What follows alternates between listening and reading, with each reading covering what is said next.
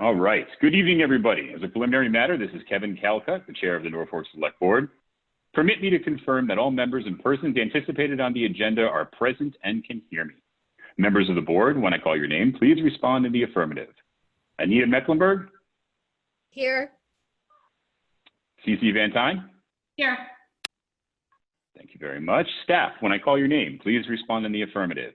Blythe Robinson? Here. Judith Lazardi? Here. And Hillary Cohen? Here.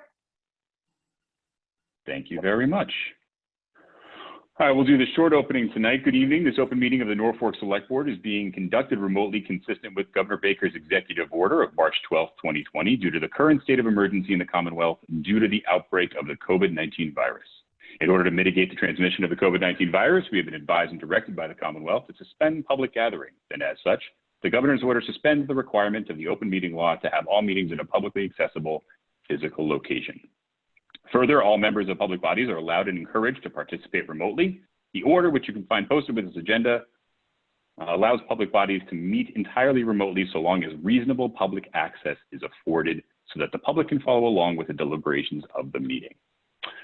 Tonight's agenda, we only have one item, and that is the continuation of the dangerous dog hearing that we started at our last meeting. We're going to take everybody through a couple of high-level procedural outlines here to go through how we're going to proceed, and then from there, we'll go ahead and get started. Let me just go back here to admit a couple of people that are hanging out in our waiting room. All right, so high level, we're going to start with some intro comments by the chair. If you aren't sick of my voice yet, we're going to have some swearing in of the witnesses. We're going to have the complainant testimony. We're going to then go to our animal control officer testimony, our dog expert consultant testimony. We're going to offer Attorney Cohen the opportunity to ask any questions. We're going to have the dog owner's testimony, any witnesses from the dog owner. We're going to open it up for any public questions for those in attendance. We're going to offer the complainant any closing remarks. We're going to offer the dog owner any closing remarks. And then at that point, the select board will vote to close the public hearing and begin deliberations. It will be at that time that the board will vote to determine on any of the potential orders or determinations associated with this hearing. That all being said, I'm going to jump into the first item here, which is to make some introductory comments. I just want to note that this is a dangerous dog public hearing under GL Chapter 140, subsection 157. Written notice of this public hearing was provided to the owner of the dog, and that is the subject of the complaint. And I can briefly go through that notice. Please be advised that the Norfolk Select Board has received a written complaint under General Law Chapter 140, subsection 157, alleging that a dog named Annabelle that you own and or keep at property located at 90 Boardman Street has attacked people and pets multiple times, quote unquote. Accordingly, pursuant to section 157, the board shall investigate or cause the investigation of the complaint, including an examination under oath of the complainant at the public hearing in the municipality to determine whether the dog is a nuisance dog or a dangerous dog. General Law Chapter 140, subsection 157, the board shall commence such public hearing on Tuesday, July 14th, 2020 at 7:15 p.m. In accordance with Chapter 53 of the Acts of 2020, the public hearing will be held virtually via Zoom, available at the following link. I will also note that there is a plethora of materials that have been provided that are all part of the packet that has been posted with this meeting. If I could briefly just touch on the items that were submitted that you will find. We have the minor's account of the incident. We have a letter from the animal behavior consultant. We have the supplemental incident report. We had emails provided by Attorney Cohen. We have an outline of NGL Chapter 129, Section 21. We have the 330 CMR Department of Agricultural Resources. We have the NGL Chapter 112, Section 12Z. We have photos of Annabelle the dog. We have a letter from Melissa Mitchell, the owner. And we have the certified letter and incident documents that were sent to Ms. Mitchell. In addition to that, anyone that wishes to speak or ask questions will have the opportunity. Questions should be directed to any witness through the chair, and speakers should stick to relevant issues and please be respectful. Those wishing to present documents or written evidence during the public hearing, i.e. until the select board closes the public hearing for purposes of conducting deliberations, may do so by indicating such intent to the chair, at which point the submission may be transmitted either by screen sharing, email to the town administrator's email address, or by any other means that we can figure out. All right, so now that I'm sure that everybody's sick of hearing my voice, that is the general outline of what we'll be doing tonight. We're going to start with our next item is swearing in all of our witnesses collectively. So that means anybody who believes that they will be speaking tonight in either side of the hearing, we're going to ask you to please collectively raise your right hand. I will be giving you a statement and you will reply with yes. I'm looking to see if I got everybody up. Very good. Do you swear that the testimony you are about to give shall be the truth, the whole truth, and nothing but the truth, so help you God? Yes. Yes. Thank you. At this time, I would like to invite our first testimony, which will be from the complainant, the Beachkowskis. Go right ahead. Thank you. Thank you for your time tonight and the hearing. As a dog owner ourselves, and understand the significance of a hearing like this and what being declared a dangerous dog under Mass General Law means, and the implications of that are serious. So you mentioned the size and the amount of materials that were submitted. I think that is all proportionate to the degree of seriousness of the discussion. And also want to thank everyone for their time tonight in the review of the case and figuring out what the best path forward is. The reason I asked for the dangerous dog hearing is because of an attack that happened upon our son while he was over at the dog's house. It was a significant attack that in the materials there are pictures of what's there, but it was a significant attack that required multiple trips to the doctors, including a plastic surgeon for repair, and it was not a simple puncture wound, but it was a pretty complex wound that he's had to go through and recover from. And my concern is not about retaliation or retribution in any way. In fact, what we had to go through is upsetting, but I don't think there is any intention behind any of it. It's just the concern that something like this could happen again, and that is my concern, and why I asked for the dangerous dog hearing. In looking through Mass General Law, I wanted to really understand what it took to be declared a dangerous dog. It was a little interesting that the law seems to lay out what does not create a dangerous dog more than it does declare what is a dangerous dog. And so I looked through and tried to figure out exactly what those caveats would be and if they applied. Up front, it talks about it cannot be solely based on growling or barking, and that is not the case here. It says it can't be solely based on the breed of the dog, and that's clearly not the case here. And in that there are caveats to the dog's reaction or actions, and saying that they were not grossly disproportionate of a following set of circumstances that include that the dog was not protecting or defending the property, which was not the case here. My son was invited over and playing quietly with their family at the time of the attack. That the person who was attacked or threatened by the dog was committing a crime, which was not the case. Again, they were sitting there playing in the yard. That the dog was not provoked. And again, that was not the case here. Given the history with the dog, my son wanted to get outside the reach of the run and stood up and walked away and did nothing to prevent or provoke the attack, and in fact was trying to leave the area, and reiterated to me several times that he was doing it in a way that was calm and not running or doing other quick motions that would have provoked anything.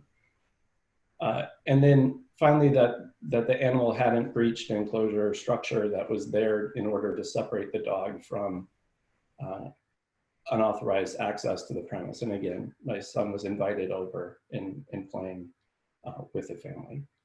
So I, in reviewing Mass General Law, I don't think any of those factors are at play. What is at play in my mind is that the dog has a history of having confrontations, that my son was invited over to the yard, and this happened while the dog was being supervised, and that the severity of the bite was pretty extreme. I don't want to go into detail about it, but it was deep enough where it was not just a puncture wound, and there were parts of my son's leg sticking out of the wound when we looked at it. And all that's in the accounts as well. We made mention of this not being the first incident. There were one other documented case before where Annabelle came onto our property after hearing our dog chasing a squirrel, and came on and attacked Indy on our dog is Indigo, Indy, on our patio, which caused a puncture wound to the hindquarters. We reported that to animal control. And so that was one documented incident that had happened. The second one was obviously this one, was most recent in June 2020, where being invited onto the property, the dog was let out on the run, and immediately came over to my son and bit him. That was also reported to animal control. We intentionally didn't think that a dangerous dog hearing was appropriate after the first incident. That was an isolated thing. I think it's different now that this is the second time something like this has happened. There was an earlier incident where our dog went on their property, and there was a scuffle, but there was no bite or puncture wound at that time. So no one reported that because it wasn't a thing. And even after that, with the first attack where there was a puncture wound, we didn't think that it was a dangerous dog hearing would be an appropriate response. But this is just a pattern of behavior over multiple years that, again, I'm concerned that this will happen to another kid at some point. And that's why I've requested this hearing, especially given our proximity to the school. I think that's a contributing factor in why I think it would be important to at least have this considered.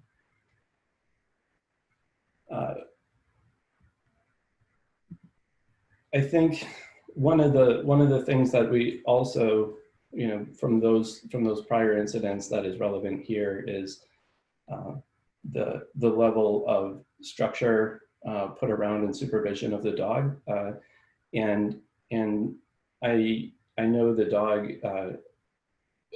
was a rescue, and I really appreciate their love for the dog that they have, and rescuing a dog from what was, from what I understand, a difficult start to its life, and that's really commendable that someone would step in and have that kind of love for the animal and bring it up, and I no doubt believe it's a great family companion and great in the house. And I don't think that a dangerous dog can't be also a good companion to the family, and I don't think a dangerous dog can also be loving to its companions and its friends. So I'm not saying that the dog is like a wild or a rabid animal that just only has bloodlust. That is in no way what I'm saying. What I'm saying is that in certain circumstances had had a pattern of behavior that's led to personal injury. And then I also thought like, well, we've, you know, after the first incident, the owners agreed and have had the dog on a run. And my son has said that when he goes over there, oftentimes the caretaker at the house will say, you know, when I'm letting the dog out, and to be clear of the area, which makes sense. But in this case, with all those precautions put in place and activities put in place and restrictions in place, there was still an incident that happened. And that is also something that led me to want to make this report. Another element of the supervision is being a responsible dog owner. And one of the toughest parts about that day was between the dog attack and when our son was brought home to us, which was the first time we knew something happened, it was about 45 minutes. Where we were here thinking everything was okay, and my son was a couple hundred yards away with a substantial wound. And it's hard for me to not take that into consideration as part of does the question on does the dog have adequate supervision, both in terms of it was already on a run line when the event happened, and that the response to the incident was not what I would have considered if were I in that place. So I think those are factors, including the fact that the wound had been dressed and brought back, already covered. And when my son was dropped off, I brought him in the house and said, just let me take a look, because I didn't think it was going to be a big deal. And when I looked in and could see a pool of blood and the fat layer of my son's leg exposed with about 1.5 inch long tear, my first thought was, how could they not have already taken him to an urgent care or emergency room? Because it was incredibly apparent that that was required. You know, as a minimum, this was going to need to be stitched up to be okay. So like I consider all of those contributing factors too in whether or not I think that the dog has adequate support and supervision where it is. Ultimately, we did take my son to the ER. There was, the physician said there was missing skin at the wound site. They ended up having to excise out a portion of the fat that was protruding from the wound because they couldn't close the wound without cutting that away. It began to heal, and the tightness around there made it difficult for him to walk. And the follow-up that we were recommended out of the emergency room with a plastic surgeon ended up needing to be used, and he had to go in for a separate procedure where, in order to close the wound, they had to separate the skin from the rest of his leg so that it could move independently, and they could close the wound up with the missing flesh there. The good news is it's healing very well now. There's a dent in his leg where there used to be leg, but he's mobile and moving, and hopefully the scarring's minimal at this point. The scarring will not be minimal. Well, hopefully, but it's a pretty significant long wound. It's about 2 inches long in total from the top of the cut to the bottom. Plus there are about 4 secondary puncture wounds around the primary wound site. And all of this is in the packet, when I was reviewing the material, the pictures are a little bit hard to make out. I don't, if anyone needs to, I'd be happy to share color versions if that helps, but I would prefer to not need to share those publicly.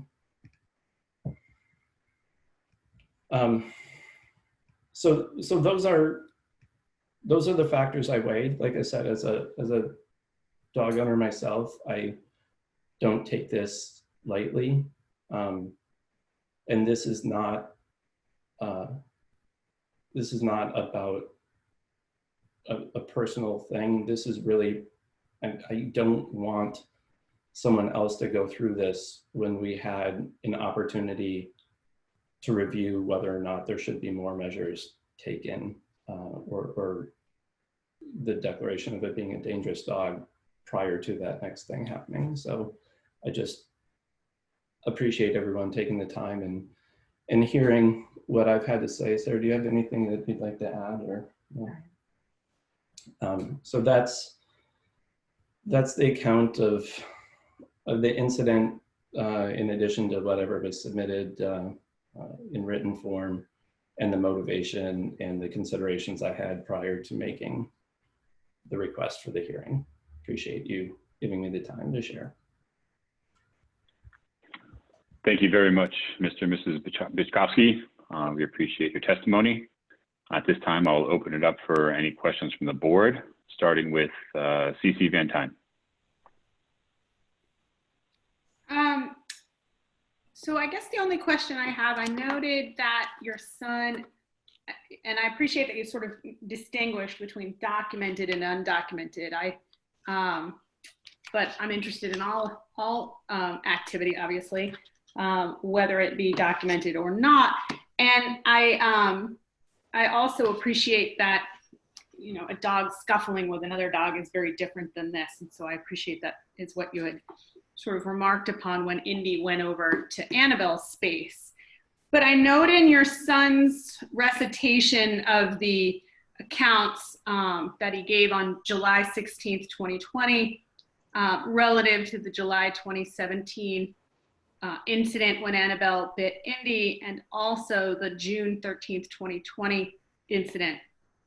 He stated that one of the reasons that he turned and walked quickly away was because Annabelle had bitten a neighbor kid at 96 Boardman, and I'm no math genius, but that would be somewhat past you. You would be between it and 90 Boardman, I think. And so I'm curious, and it may be that I need to get this information from Hillary or another witness, but in as much as it was your son, and certainly we're not calling your son here today, that he may have, or you may have your own independent knowledge of what happened with the neighbor kid at 96 Boardman. So not having witnessed it ourselves, and also Finn didn't witness it. He had heard it from the Mitchells.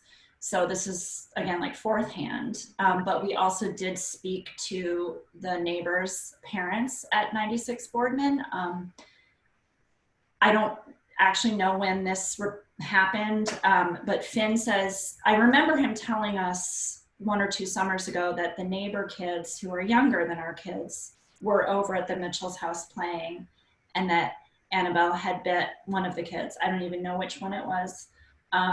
And he had mentioned it, but you know, we also knew that he wasn't really over there when she was out. So when he was giving me his account of what happened, and when he said he had been aware that Annabelle had bitten before, that was in his head, which is why he was making sure he was trying to get up and get away from the dog. But also our neighbors at 96 Boardman, a couple days after the injury, she had heard what happened and came over to check on Finn. And we just asked her, you know, did Annabelle bite your son as well? And she said yes. She didn't feel like it was worth reporting, but she did say it was pretty bad, that he does have scarring, and that she's a vet, so she just prescribed antibiotics for him herself. to be honest, I have no idea why she wouldn't have reported that, but she didn't. So that's just the secondhand information we have. But like I said, we did get confirmation from the parent. So I think that's pretty legitimate. And I heard from the father as well. Okay. And the father did as well. Okay.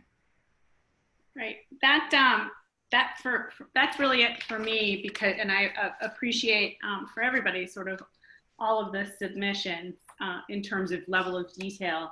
But I'm glad to hear that, albeit it's still not completely on the mend, I'm glad to hear that things are better for your son. And I appreciate your saying his name, but I won't.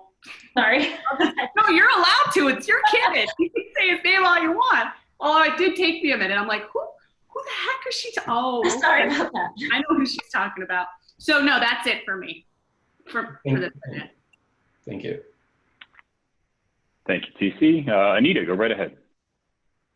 I feel like you were very thorough in your explanation what happened, and I really appreciate your attempt to, and something that must be deeply emotional, your attempt to separate your emotion from the logistics and the careful decision making you did in terms of initiating this process. So I don't have any questions at this time. Thank you, Anita.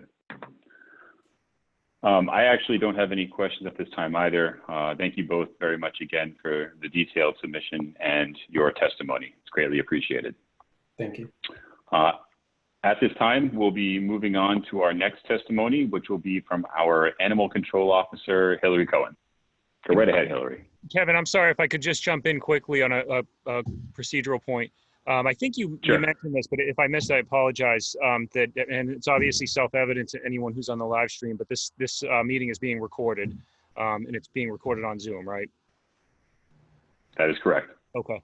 And the other thing I wanted to mention, it occurred to me during Mr. Piechkowski's testimony, is as he mentioned, the process in General Laws, Chapter 140, Section 157, pretty copiously delineates, considerations and the like for the board to address. But there's a separate section of Chapter 140 that actually contains explicit definitions of a couple of key terms. And as a point of information, provided you're amenable to it as chair, I'm happy to read the definitions of, namely of attack, dangerous dog, and nuisance dog. Please go right ahead. Okay. So the word attack in General Laws, Chapter 140, Section 136A is defined as an aggressive physical contact initiated by an animal. A dangerous dog, and I'm taking these in alphabetical order as they appear in the statute. A dangerous dog is a dog that either, without justification, attacks a person or domestic animal causing physical injury or death, or two, behaves in a manner that a reasonable person would believe poses an unjustified imminent threat of physical injury or death to a person or to a domestic or owned animal. And the definition of, the statute defines a nuisance dog as a dog that, one, by excessive barking or other disturbance is a source of annoyance to a sick person residing in the vicinity, or two, by excessive barking, causing damage or other interference, a reasonable person would find such behavior disruptive to one's quiet and peaceful enjoyment, or three, has threatened or attacked livestock, a domestic animal, or a person, but such threat or attack was not grossly disproportionate, or was not a grossly disproportionate reaction under all the circumstances.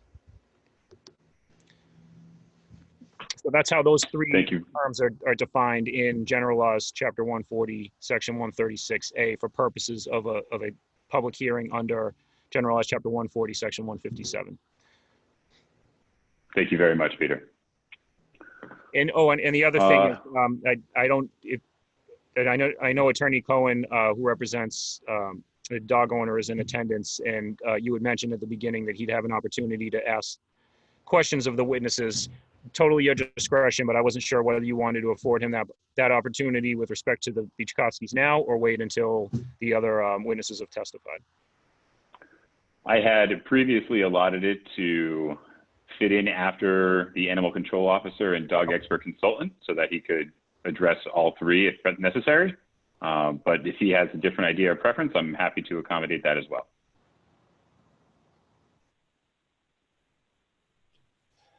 That works. Let's get the testimony from everybody first. Thank you for the offer. Thanks, Kevin. Very welcome. Thanks, Peter. Go right ahead, Hillary.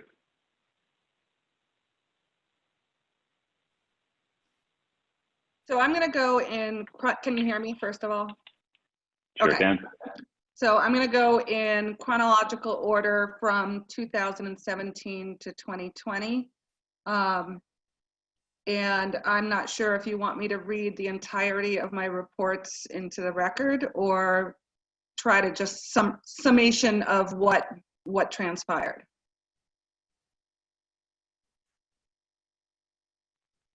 A summation of what transpired would suffice from my perspective, unless anybody on the board has a different opinion. No, go right ahead. Okay, so I'm going to just highlight the key points from 2017.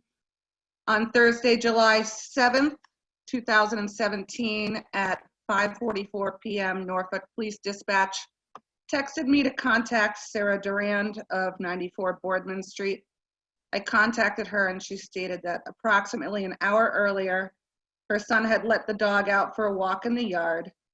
And Sarah states that her son told her that while upon their own back deck, a black female pit bull came upon their deck and bit their dog.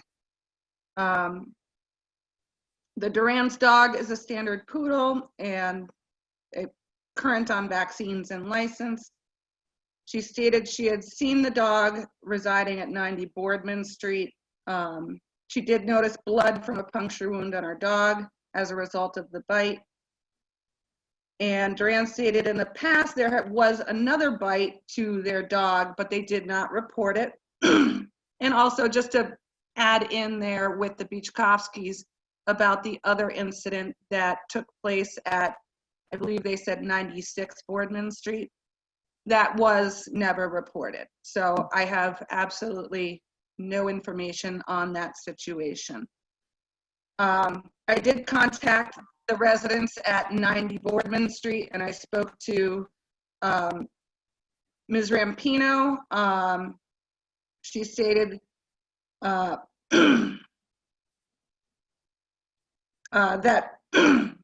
I explained to her the reason of why I was in contact with her. She states that she does not own the black pit bull, but her daughter, Melissa Mitchell, who resides at the same address, did.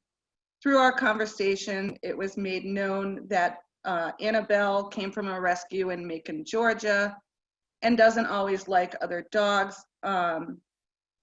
Speaking with Marianne Rampino, she stated to me that yes, there was a bite, but that her daughter stated it happened when Durand's dog trespassed upon Rampino's property.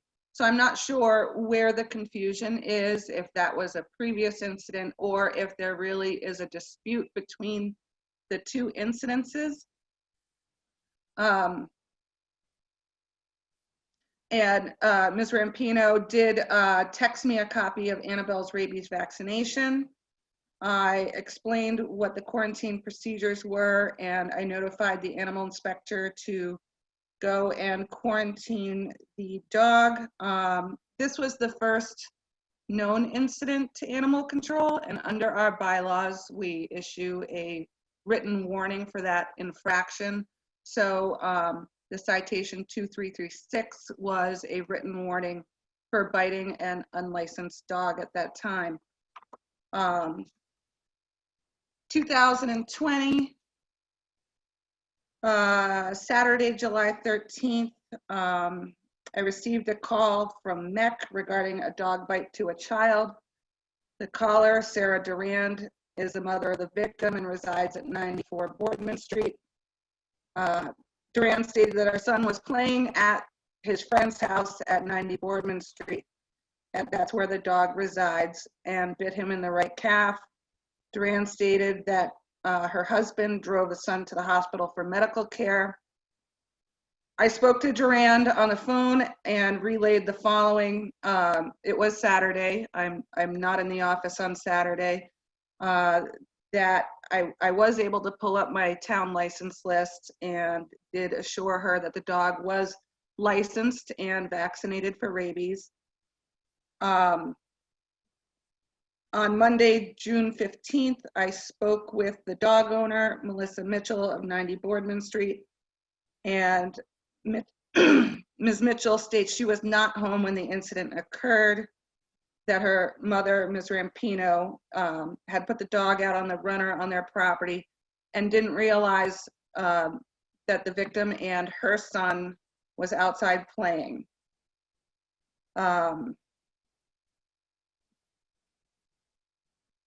A lengthy part of the report was basically just explaining that I was playing phone tag with their trainer, trying to ascertain any behavior mod that has happened in the past. And again, I do mention that, you know, Duran did bring up that the 2017 incident, but in there she reported the previous situation, but it was never reported to my department. So we placed a temporary restraint order to prohibit the dog being outside unless it's leashed and handled by an appropriate adult and muzzled. And an email was sent to the animal inspector to quarantine the animal. A citation was issued. Due to what I could see, and again, I was not there for the incident, I could not determine if this was a level 3 or a level 4 on the Dr. Ian Dunbar bite scale. However, you know, as the Beachkowskis has said, in their interpretation, it was quite significant. And then I did a supplemental report in that incident, still trying to get in touch with the dog trainer, and it did take a little bit of time to get in touch with the dog trainer. I did have a great conversation with their dog trainer about, you know, what they have done in the past. I don't think I really need to mention it here. And you all, I believe, have seen the photographs of the injury. So the one thing I did want to bring up is that there seems to be a discrepancy, and it doesn't really matter as far as the breed of the dog. Any dog can bite and has the potential for biting. But in our license list, Annabelle is listed as a mixed breed pit bull type dog. And I know that the Mitchells have talked about that it's a bulldog. I don't think we can really go round and round unless there's been a DNA test. And it's not about the breed of the dog anyway. It's all about the acts that allegedly happened during this incident and the previous incident. I have not had any other complaints on the Mitchell's dog as to date, other than those 2 incidences. And I do want to mention that through all of this paperwork, which is pretty monumental, it's sad to see that friendships have been put on hold as far as between the victim and his friend, where the dog lives. And I do hope at some point that can be mended in a way that we can keep everybody safe and the dog in a controlled environment. Thank you very much, Hillary. At this time, I'll be opening it up to the board for any additional questions. This time we'll be starting with Anita. Go right ahead. I do not have any additional questions. Thank you, Anita. Cece, anything from you?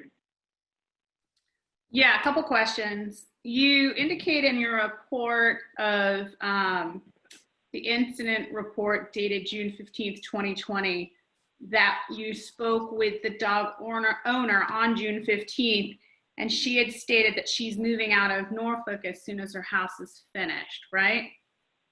That's what I was told, correct. You were told that by her? Yes. And did she indicate to you when that might be? She did say that she was anticipatory for near the end of the year. She was doing work on her property in Medway, I believe. And you also indicated that you had sort of played phone tag with Tim Morgan of Mulligan Kennels and that you had a good conversation with him. I know there had been some, obviously Corona has impacted people's ability to take their dogs to get groomed, trained, etc. Was there a plan going forward, or was it just more, was your communication more of a recitation of the work that had been put in before? So when I spoke to the trainer, Tim, he did say if he needed to be up at that property, he would do it the next day to evaluate the dog. I did not make that request because I don't believe it would have been an appropriate reach of my department to do so. In my talk with him, he did state that he's incredibly busy at this time with a new family. And also he did say that his training and grooming business was also keeping him very busy as well. Did he indicate whether or not Ms. Mitchell had reached out to him subsequent to the bite incident? Yes, he did. And what did he say? He said that they had been in contact after this bite. He did say, I will have to look back through the supplemental report, which I don't know exactly where it is in this pile. However, he did say that he has been up there for trainings in 2019, I believe, and that he did say that the dog did have triggers with some other animals and some people, and he did state that he brought his own child to the property during a training session to see if they could assess any triggers from the dog with his own child. This is not recent. This was in the previous training that went on between 2017 prior to the 2020 incident. And then the last thing is, I think you indicated that while Ms. Mitchell had stated that she would be moving out of the house, well, not the last thing, one of the last things, that she would be moving out of the house in Medway, someone else had indicated that had been sort of discussed for a while. Is that correct? That is correct. I believe when I talked to her in 2017, I don't think I've had any reason to talk with her since that point until this 2020 incident. I was made aware that they were moving back then. I didn't ask which town or what the situation was. They are still residing in Norfolk. And finally, as relates to fencing, did you discuss with Ms. Mitchell, and forgive me, I understand that she may not be the only owner of the dog, but she's the name that's in my paperwork. So I apologize if I've left anybody out, but when you were discussing with Ms. Mitchell ideas relative to containing the dog, I note in your June 15th, 2020 letter to the town administrator, you indicate that you had discussed fencing in the enclosure, and what was her response to that? So I'll read from my report. I inquired if she was willing to fence in her property, and she stated the house is owned by her mother, Miss Rampino. So she was not willing to, and due to the fact that she stated she was moving, it would not be possible, which I can understand and appreciate that. However, I think that the gravity of the situations require more than a runner in this incident. And in my opinion, this dog definitely needs to be behind a physical barrier. Did you, and I'm by no means suggesting that you should have, but did you have an opportunity to speak with her mother, who is the property owner, as relates to fencing? I did not. I have no further questions.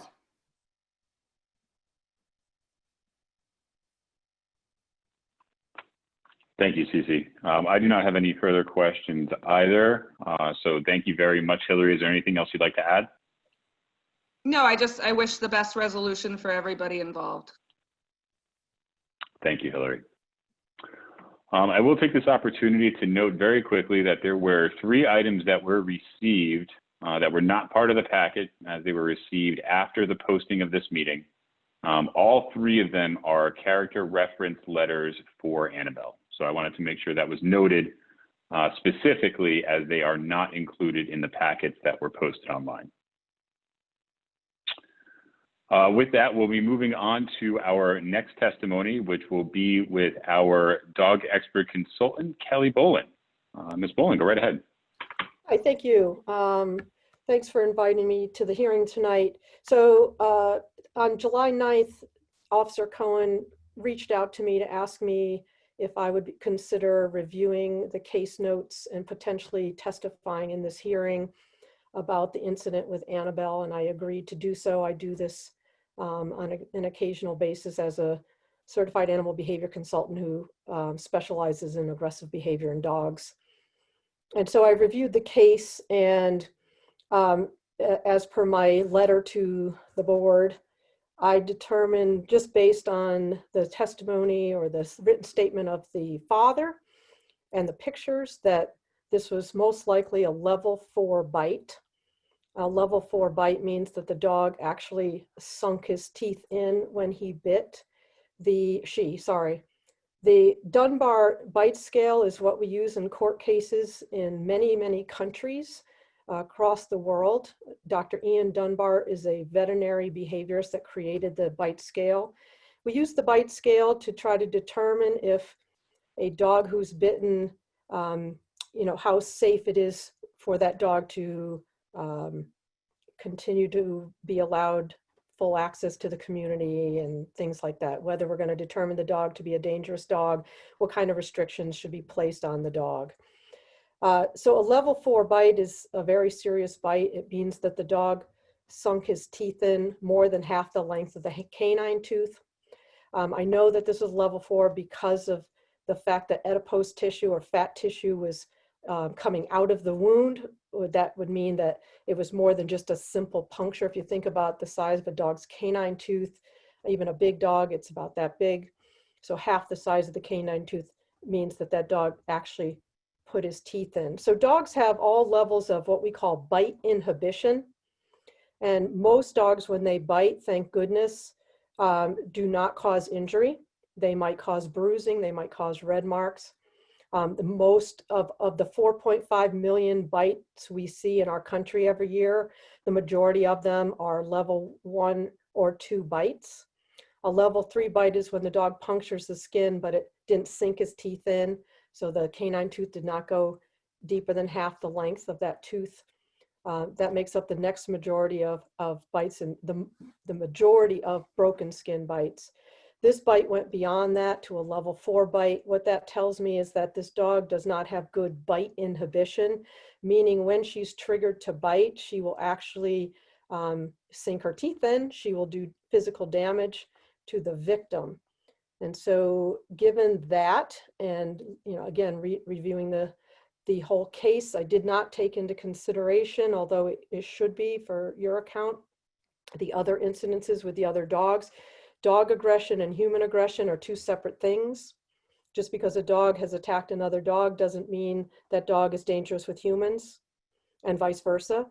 In this case, Annabelle has a history of issues with another dog. Sometimes dogs are very selective. Sometimes there can be an altercation. But this incident with the child is the most relevant issue because of the severity of the wound and the fact that the victim was a child. The fact that the dog was on her own property and tethered, and that the dog was still able to cause such severe injury to a child is very concerning. And so in my professional opinion, I believe that Annabelle is a dangerous dog because when she does bite, she does do harm. And The thing about aggressive behavior is you cannot cure aggressive behavior. You can manage the dog to prevent the dog from being triggered to aggressive behavior. You can do a certain amount of behavior modification to try to reduce the negative feelings the dog has towards its triggers, whether that be a dog, a child, a mailman, whatever the case may be. But you can never cure a dog of aggressive behavior. Once they've exhibited aggressive behavior, we know that that's a potential in that dog. And once a dog is bitten, we know that that is a potential in that dog. And we know that once a dog is bitten, they are more likely to bite again in the future in the same or similar situation. It's not like she's now a vicious beast that's going to run around biting everybody. The thing about aggressive behavior in dogs is I'm sure she's a wonderful, lovely family pet. I'm sure she loves the people she lives with and maybe even extended family. She might even be fine with other children outside of the family. That doesn't take away from what she did with this child. And so I believe that if Annabelle ever got out of the yard or out of the house and was running at large, that she is a potential danger to other children in the community based on this incident. And so my feelings is that, you know, Annabelle unfortunately should be declared a dangerous dog, and further restrictions need to be placed on her for better management to prevent something like this happening again.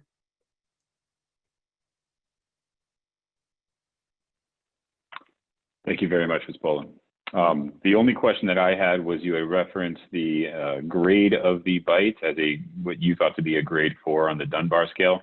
Could you just educate us briefly on the scope of that scale from a grade 1 up into whatever the cap is? Absolutely. So a level 1 bite is when the dog air snaps and actually doesn't make any contact. So it's a warning bite, but it's a warning using their mouth and teeth. So that's why it's on the bite scale. A level 2 bite is a bite that did not break skin. And so there can be all levels of that form of bite, from leaving a little red mark that goes away quickly, to leaving a red mark that stays for a while, to leaving a little teeny bruise, to leaving deep bruising, but no puncture of the skin. A level 3 bite is when the dog does puncture skin, but he doesn't sink his teeth in. So the definition is it did not go in more than half the length of the canine tooth. So a lot of dogs will just bite quick and release, and it's just a few puncture wounds. And again, sometimes there's deep bruising with those puncture wounds, but the depth of the wound is what we were looking at. And I know there was no forensics done at the hospital. I am basing my my declaration that I believe it was a level 4 bite based on the report and the fact that there was fat tissue coming out of the wound, because that would have to mean that the dog punctured deeper. That's a level 4 bite. A level 4 bite is the dog bit and the puncture, at least from one canine tooth, went deeper than half the length of that canine tooth and caused damage more than just superficial skin breaking. A level 5 bite is a multiple bite incident, meaning like if Annabelle had bitten him 3 times and at least one of them was a level 4 bite, that would be considered a level 5 bite. And a level 6 bite is a fatal bite where the dog actually kills the victim. Thank you very much. You're welcome. At this point, I'll open it up to the rest of the board for any questions that they have for Ms. Bolin, starting with Cece. I have no questions at this time. Thank you. Anita, any questions? Yes, I was wondering, is it typical for physicians to rank the bite in terms of this bite scale, or is that who usually does the ranking of the bite on the bite scale? It usually, well, most of the time, I think general physicians and emergency rooms wouldn't necessarily do that ranking. It's usually done as a forensic investigation of an attack if a court case were to ensue. And so an expert in dog bite would review the record, would look at the pictures, would look at the doctor report, and would say this was a level 2 bite or level 3 bite or level 4 bite, and so on. So I would not expect every emergency room veterinarian to know the bite scale. In fact, probably very few of them do, but they do have to report all bites. But again, it usually only goes to the next level if there's some kind of a hearing or a court case that's brought about. Thank you very much. You're welcome. Thank you very much again, Ms. Bowen. Kevin, could I jump in for a minute?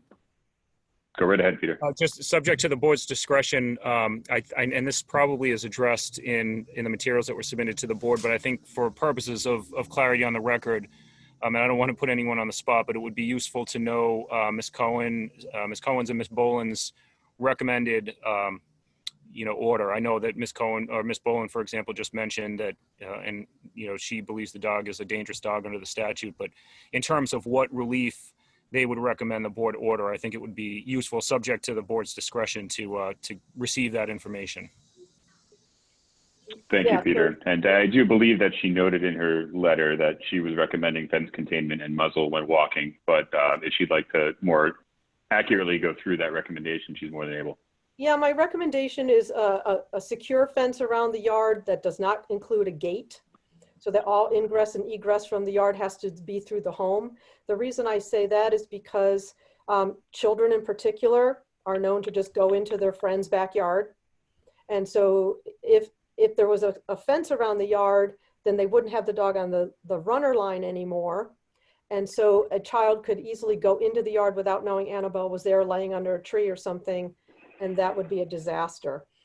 So I believe that a secure fence, meaning the fence will have to be high enough that the dog can't jump out. There would have to be some portion of the fence buried so the dog couldn't dig out, and that there was no gate, that the only way into and out of the yard is through the house. That way a child visiting wouldn't be able to just wander into the yard. Further, I recommend having the dog wear a basket muzzle anytime it's taken off the property, even if they're just walking it to the car to take it to the vet, should have a basket muzzle on. I specify a basket muzzle because basket muzzles allow dogs to pant, and most dogs also don't feel as confined in basket muzzles, so it's less aversive, but mainly it's because dogs can still pant. If they put a sleeve muzzle on, which is what veterinarians use to give a dog a vaccine, the dog can't pant, and in hot weather, a dog can die very quickly if they can't pant. So it would have to be a properly fit basket muzzle. The reason I said it should, anytime they walk that dog out that front door, whether to take it for a walk or just put it in the car to take to the vet or a family member or whatever, because, leashes fail, dogs pull out of their owner's hands, so that if the dog were to escape the owner, the car, whatever, the dog would have a basket muzzle on to prevent any kind of serious injury in the future. So that would be my recommendation for Annabelle. Thank you, Ms. Bowen. Hillary, did you want to add to that or provide your recommendation? I don't have anything to add. I think it very much aligns with what the interim order suggested, which was when the dog is outside, that it's if it's on a leash, that it is muzzled with a basket muzzle, and that it's being led by a responsible adult. I agree, and I think I've already stated this, I believe the dog should be behind a physical barrier as well to prevent something happening again in the future. Thank you, Hillary. Peter, anything else to add? No, I think that's, for now, I think that's good. Thank you. Thanks, Peter.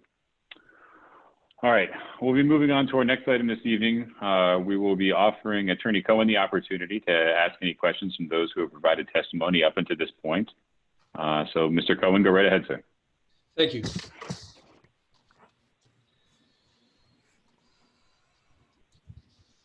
I have a question for Mr. Bichovsky.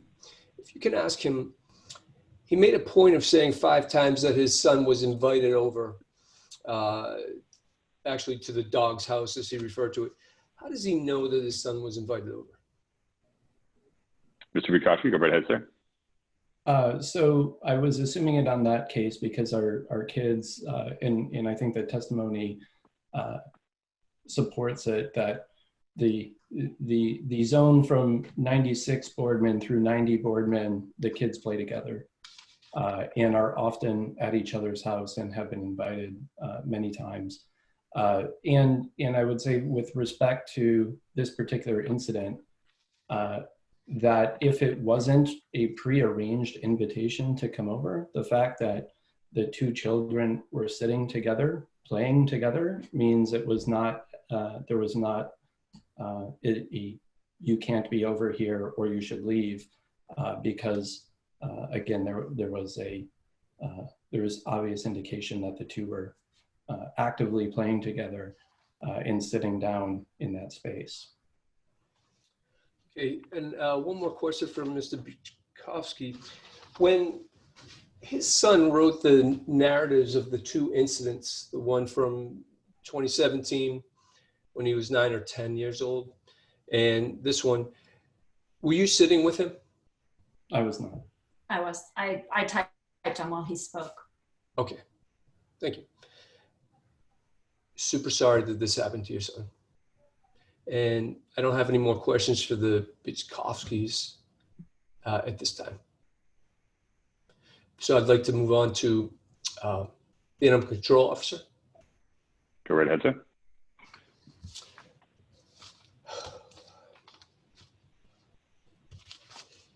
There you are. Okay.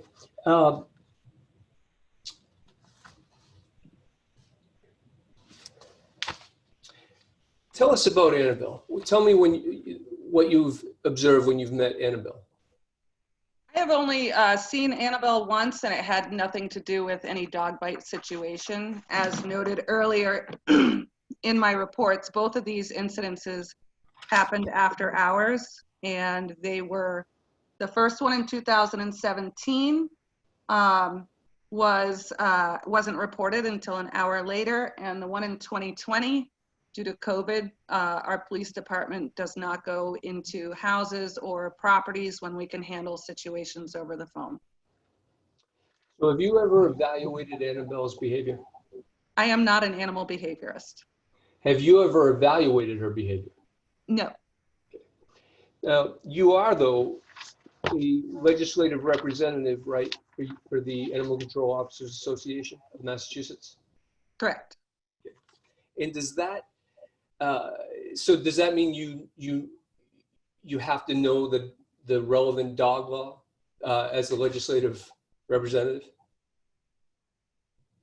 I'm not sure where Are you're. you aware of the dangerous dog laws in Massachusetts? Yes, I am. How long have you been an animal control officer? I believe since 95 or 96. Well, when did you become an animal control officer? 95 or 96? Mr. Cohen, I can't answer it. It's been so long, and I believe you requested my resume, and I don't know if you have that or not. All right. Now you write in your report, in your June 15th report, that Ms. Mitchell's unwillingness to put up a fence is what led you to compel her to put a muzzle on her dog, correct? No, the muzzle was going on to the dog for a temporary order. Prior to that, prior to sending out anything via mail. So on June 15th in your letter, the last paragraph, I've spoken with Melissa Mitchell. She's not willing to provide a fenced-in enclosure for her dog, which is why it's paramount this dog be restrained. So you didn't say, so my question here is, second question, and if she said, yes, I'll put up a fence, the way this sentence reads, then you wouldn't have ordered a muzzle, correct? I can't answer that. But you wrote it. I can't answer whether I would say a muzzle or not a muzzle, Mr. Cohen. But you wrote. Well, but you're the person who decided on your own to put a muzzle on. So what do you mean you can't say, if she had said she put up a fence, would you have muzzled the dog? Outside of that fence? Very likely.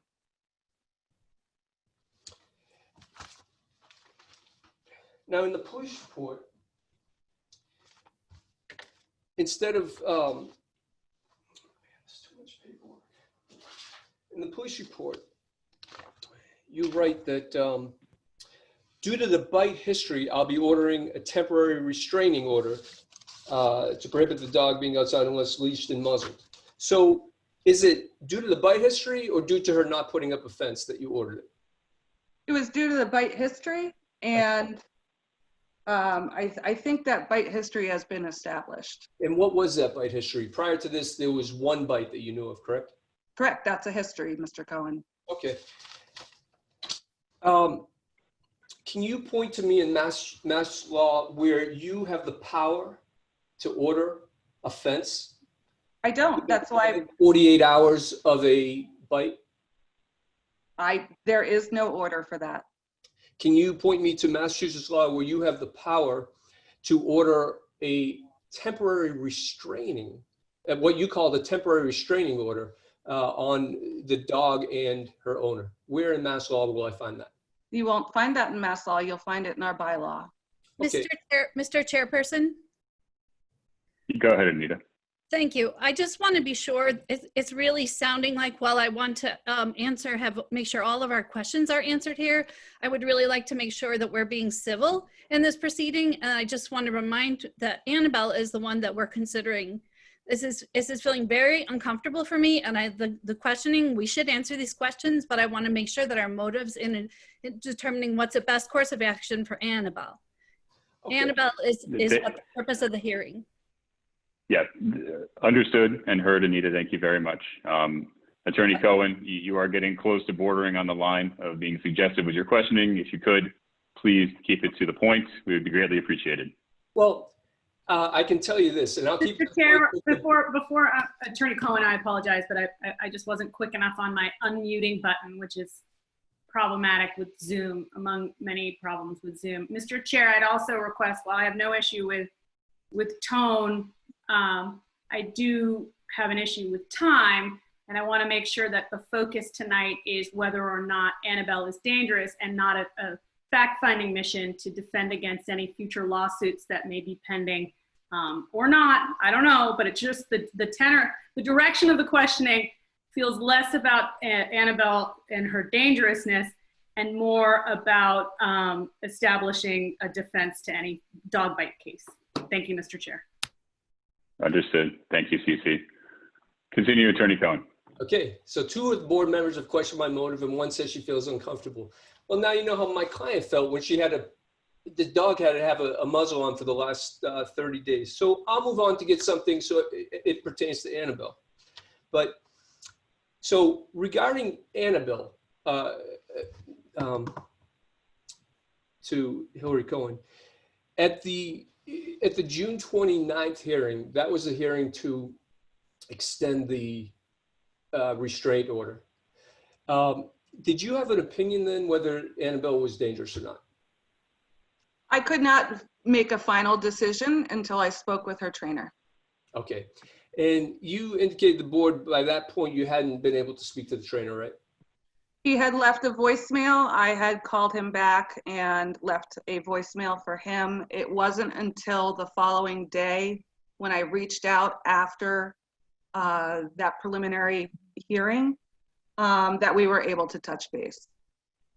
And I just want to note this, that there's not a coming lawsuit, but the board, my goal tonight is that the board follows the law and follows the law that's effective today and not back in 2012. So that's my questioning of where under the authority she had, where under Mass law she had it. But I'll move on from that, but I hope tonight we follow the right law.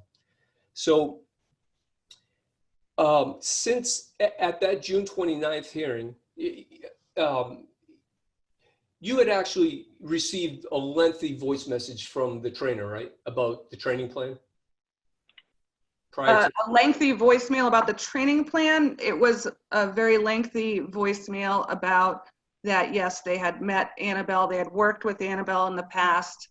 I don't recall, and I don't have the voice file at home as far as what the main contents were.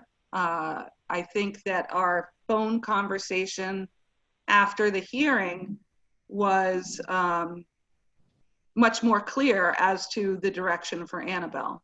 Okay. At the June 29th hearing, did you tell the board or make the board aware that you were planning to refer all of this to a behavioral consultant? I don't believe I did at that hearing, no. When did you decide to send it to a behavioral consult or a behaviorist?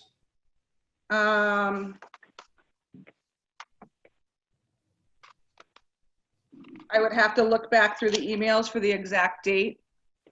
That could Okay. take me about 2 hours to go through all this paperwork. But it was after the hearing, Correct. the June 29th hearing. Okay. Did anyone direct you to do that, or did you do that on your own? I did that on my own. Did you ever ask Ms. Mitchell, to have the dog evaluated by a behaviorist? No. So who paid for that? Who paid for what? The evaluation? What, the Kelly Bolin evaluation? Respectfully, Mr. Chair, again, while I appreciate fiscal responsibility as much as the next person, again, I'm not seeing, Mr. Chair, who paid for the behaviorist has to do with the dangerousness hearing. And I get it. I can be educated. Attorney Cohen can educate me. I've been around. I get it. But I would at least like to know why we're exploring tonight rather than during budget or some other night, who paid for the behaviorist that we've just heard testify. Attorney Cohen, if you could connect the dots for us, please. Sure, thank you. Because I just think if we're gonna do this right, there's only one way to do it right, and that's knowledge to everybody. You went behind the owner's back to get a hands-free evaluation when, why not include the owner? And so we could actually do it with somebody who would physically evaluate the dog, like be with the dog. Like, why not include her? Now, by that point, I had already put a notice of appearance, and why not say, hey, we're gonna have this evaluation. We need to have it. I would agree that we have to have it. In fact, I would agree that my client should have been the one to spearhead it. But did you suggest to her, hey, have an evaluation done? There's so many local that are during COVID touching and seeing the dogs that even tell her that such a person existed.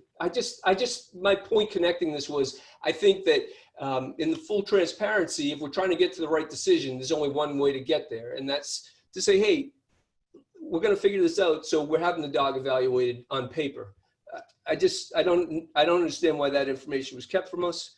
That's why I was inquiring who directed it, who paid for it. So in trying to figure out if Annabelle is a dangerous dog or not, did you ever call or have occasion to speak to the dog's owner about Annabelle, about her behavior? I believe in these two instances, in 2017 and 2020, yes, I did speak to her. Did you go to the house or ever go to the site of the incident with the boy? No, I did not. Mr. Cohen, I already stated that that was after hours. Yeah, but it hasn't been after hours since June 13th, right? I mean, there's been some time between June 13th and July 27th where you've been on hours, right? I just asked if you went to the house. I didn't ask you for the reason. Have you gone to the location where the bite happened? No. Okay. Are you aware that there's almost a 250-foot, although 75 feet of roaming on a tie-out that my client has for her dog? Excuse me? Are you aware of the tie-out that my client has for her dog? Yes, she told me about it. Do you know how big it is, how long it is? No, I do not. Have you suggested to her that she shorten it? No, I did not suggest she shorten it at all. Why not?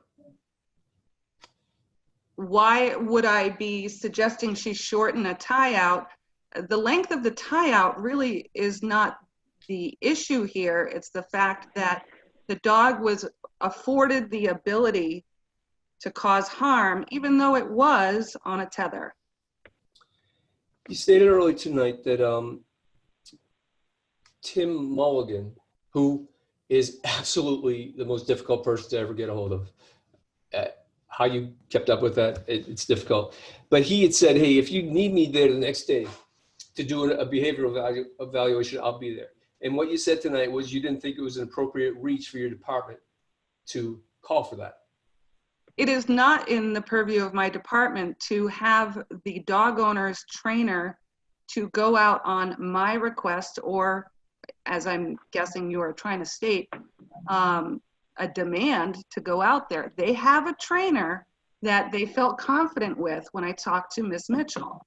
And when I talked to Tim, he did say that he was going to call the owner after we hung up the phone and discuss the situation going forward.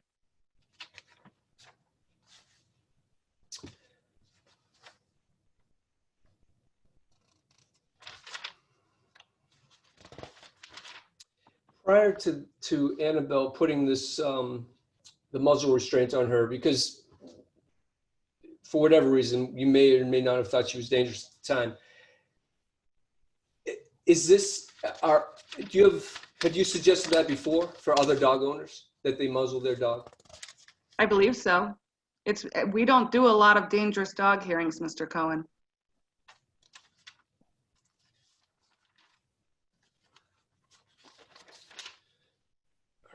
All right.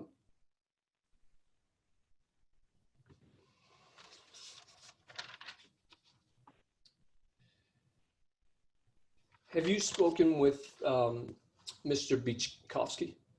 I have. Did you go to his house or speak by phone? We spoke by phone. How many times? I spoke with Mrs. Durand, I can recall twice, and I spoke with Mr. Beachkowski once.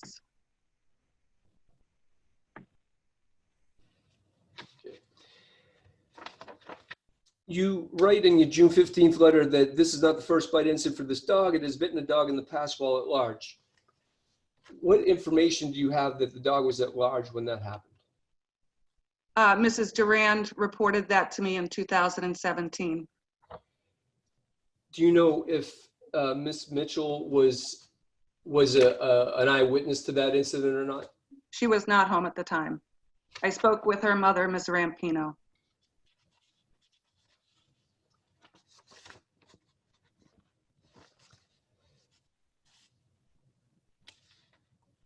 Did you get to see the place on the property where or on or off the property, according to your letter, where the bite to the dog happened, the location? I did not.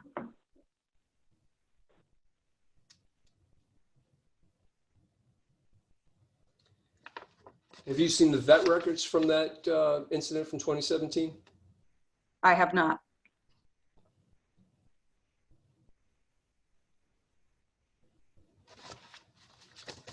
Do you know if Annabelle has she ever birthed a litter or not? That I do not know. Do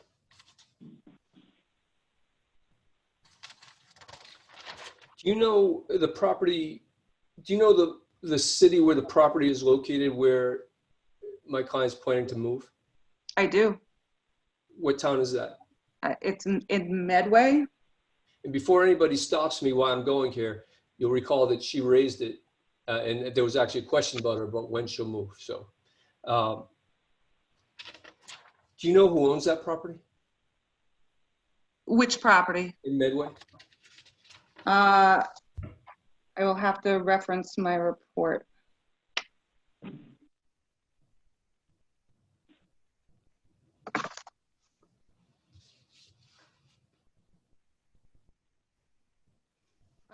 That property, looking through the assessor's map, was in Medway at 18 Populatic Street.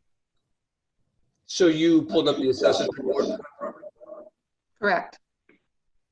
Did you go visit the property? I did not.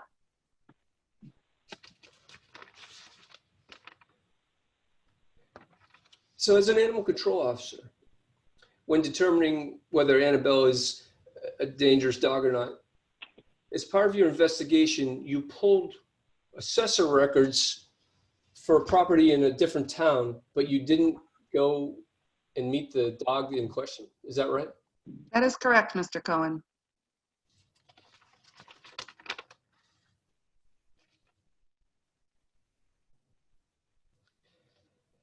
You submitted the Dunbar scale to the board prior to engaging Ms. Boland, correct?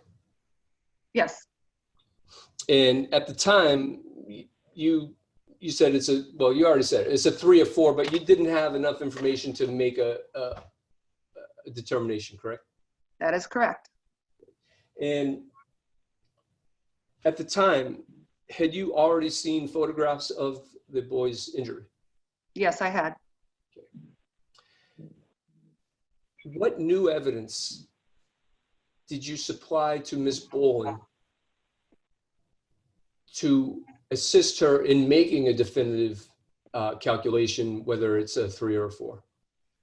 I supplied her my incident reports with the photographs of the injury and Mr. Beachkowski's original email. That is it.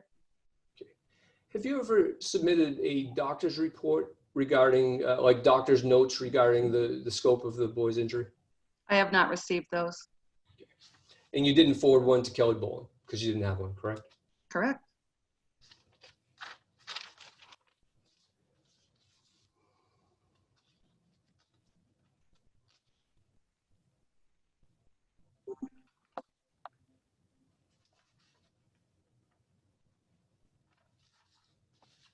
At the June 29th hearing,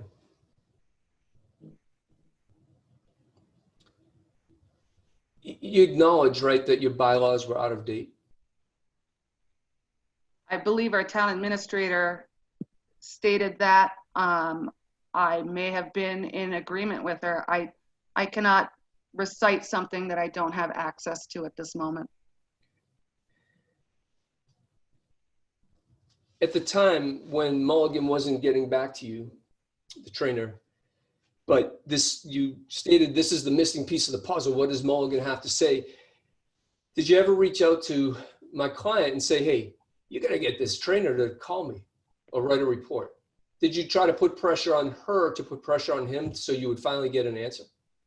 It would have happened if I did not hear back from her after that Zoom meeting.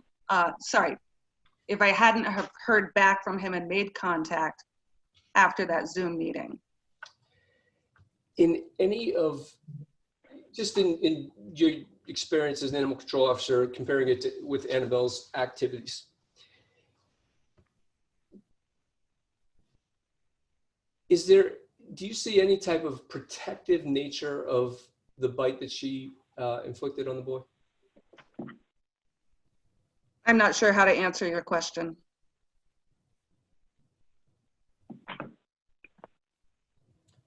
I'm not sure how to rephrase it, so we'll move on.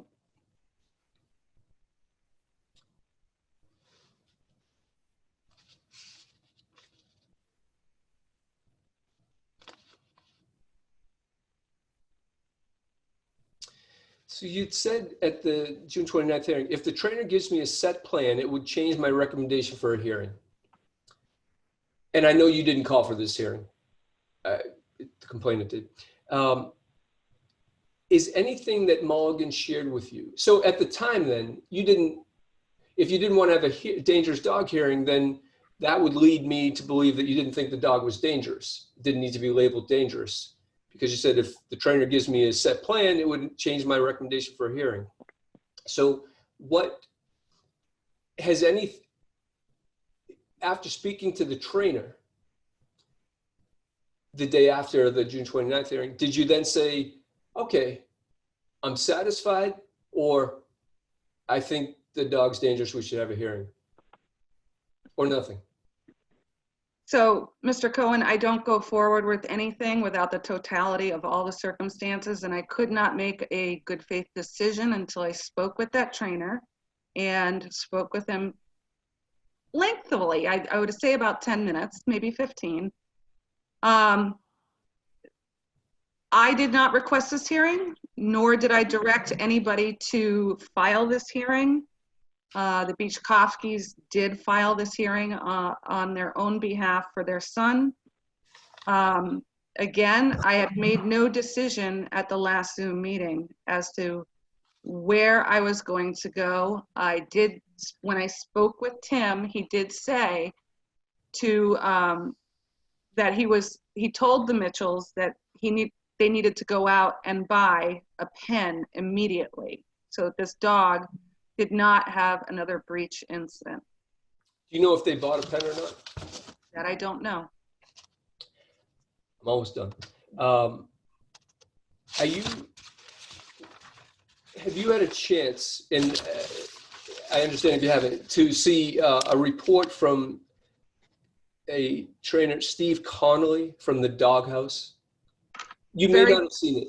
Very briefly, I have been on the road most of the day and also getting all my paperwork for this.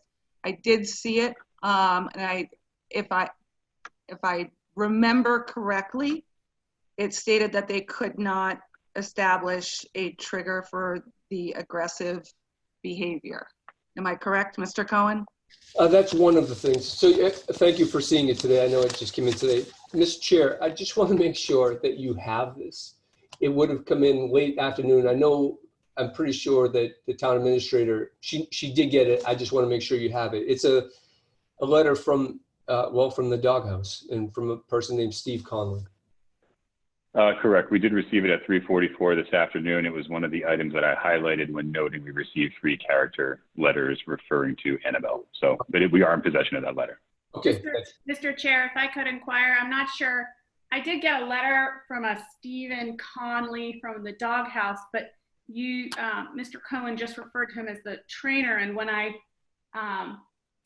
granted it's the Google, right, but we're all kind of limited. I didn't find any sort of curriculum vitae or anything that suggested that he was a behaviorist or a trainer. I found kennel, doggy daycare, and spa, and no other suggestion. So am I missing a piece of information? In other words, you just referred to him as a trainer, and when I went and researched him today, I found a business owner who's involved with pit bulls, I think is what his letter said, but a business owner, not a trainer. So am I missing something? Did I not get a piece? Yes, you are. You need to dig deeper on Google, please. I know, right? Well, we also got a letter from Kelly Boland where she's a self-described expert. So do we just accept that she's an expert? There's no CV there.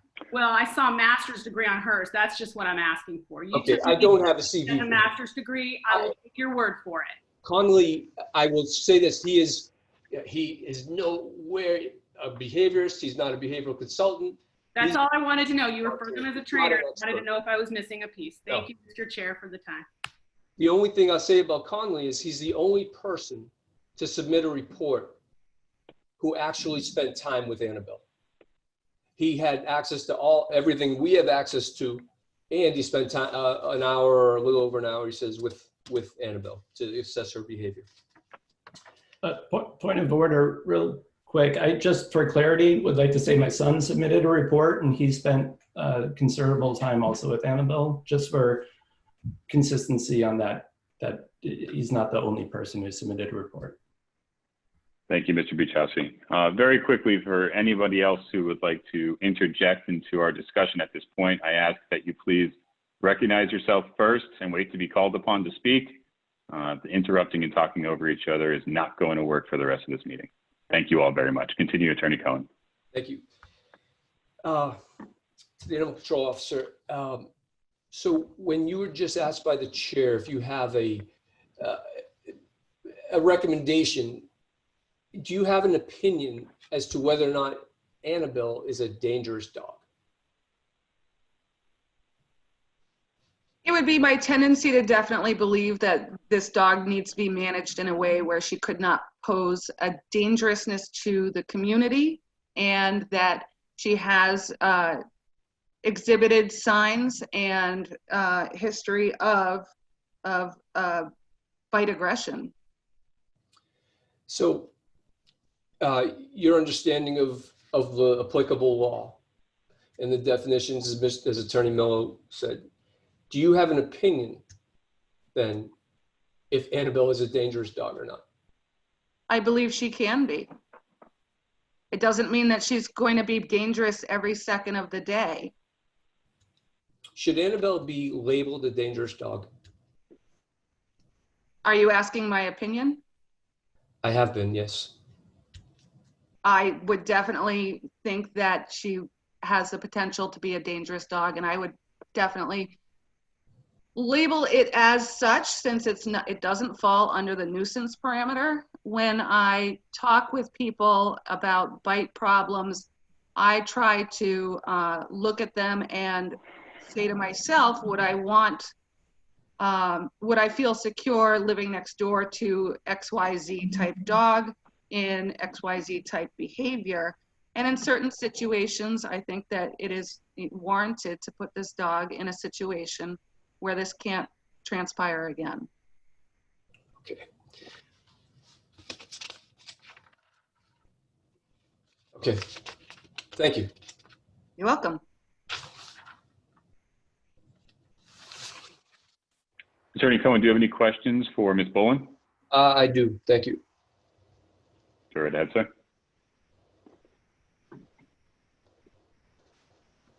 There you are. Hi, Ms. Bolin.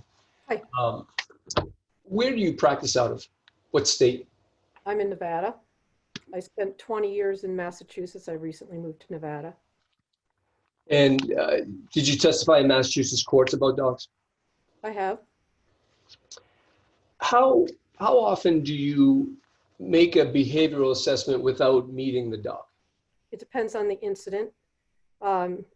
This is actually the second case in the last month that I've testified remotely without meeting the dog, because when the incident is such that it is obvious that the dog inflicted serious injury to the person who required medical attention, there's no need to evaluate the dog in person, because the incident itself is what we're basing our opinion on. I could go and spend a week with Annabelle and she could be a lovely dog, and that does not negate the incident.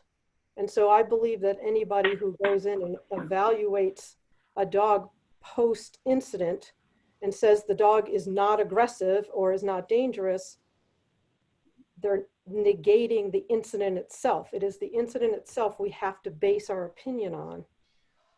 And so there was no need for any in-person evaluation in this case. In other cases, there is. In this case, there was severe injury that required medical attention to a child. There was nothing that anybody can tell me about Annabelle that would take away that injury to that child in that incident. So tell me, finish. No, go ahead. Now you're basing this off of which doctor's notes and which doctor's report? I'm basing this on the report that was given to me by Officer Cohen, which included the statement from the father. There were no doctor notes in there. The statement from the father as well as the pictures. That's what I based my opinion on.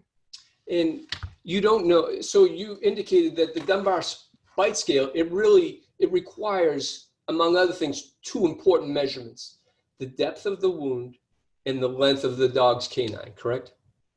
Yes, but it's typically not like we take a measuring tape and we measure the tooth and measure the wound. We look at the degree of injury. And again, if you think about how a dog bites, and if you think about their canine tooth, if a dog breaks skin with the tip of their canine tooth and does no underlying damage in the skin, it's just superficial broken skin, that's our level 3 bite. When there's more deep injury, where there's tearing of flesh, where there's adipose tissue coming out of the wound, this is what puts it in the category of a level 4 bite. It is true that I based that indication on the record that was given to me and that statement from the father of the child.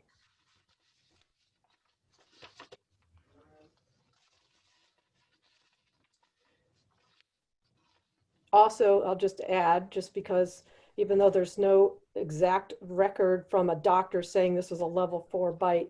The fact that the child needed multiple procedures, including plastic surgery, and has a significant scar would indicate that this is a very serious bite, not just a simple puncture wound of the skin that just needed a little cleaning and a How do you know? How do you know that it had? You said it needed significant plastic surgery. Now, no, it No, had I did. I said it was a significant scar. Nobody has said that. I said it was a significant injury that required several treatments and plastic surgery, according to the owner, which tells me that this was a significant bite. Again, have you seen a photo of the current scar the way it is? Not the current scar, no.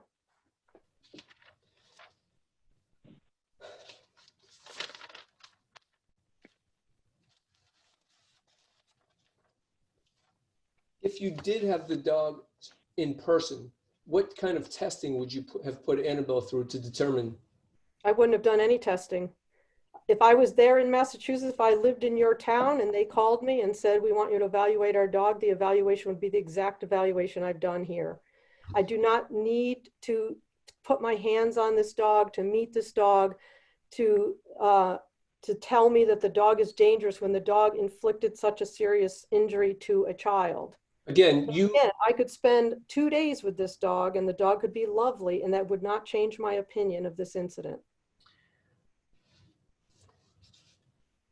Would seeing doctor's notes have any effect on your evaluation, or you've seen enough to know regardless of what the doctor's If there were doctor notes in the record, I certainly would have read the doctor's notes. It would have added to the record, I'm sure.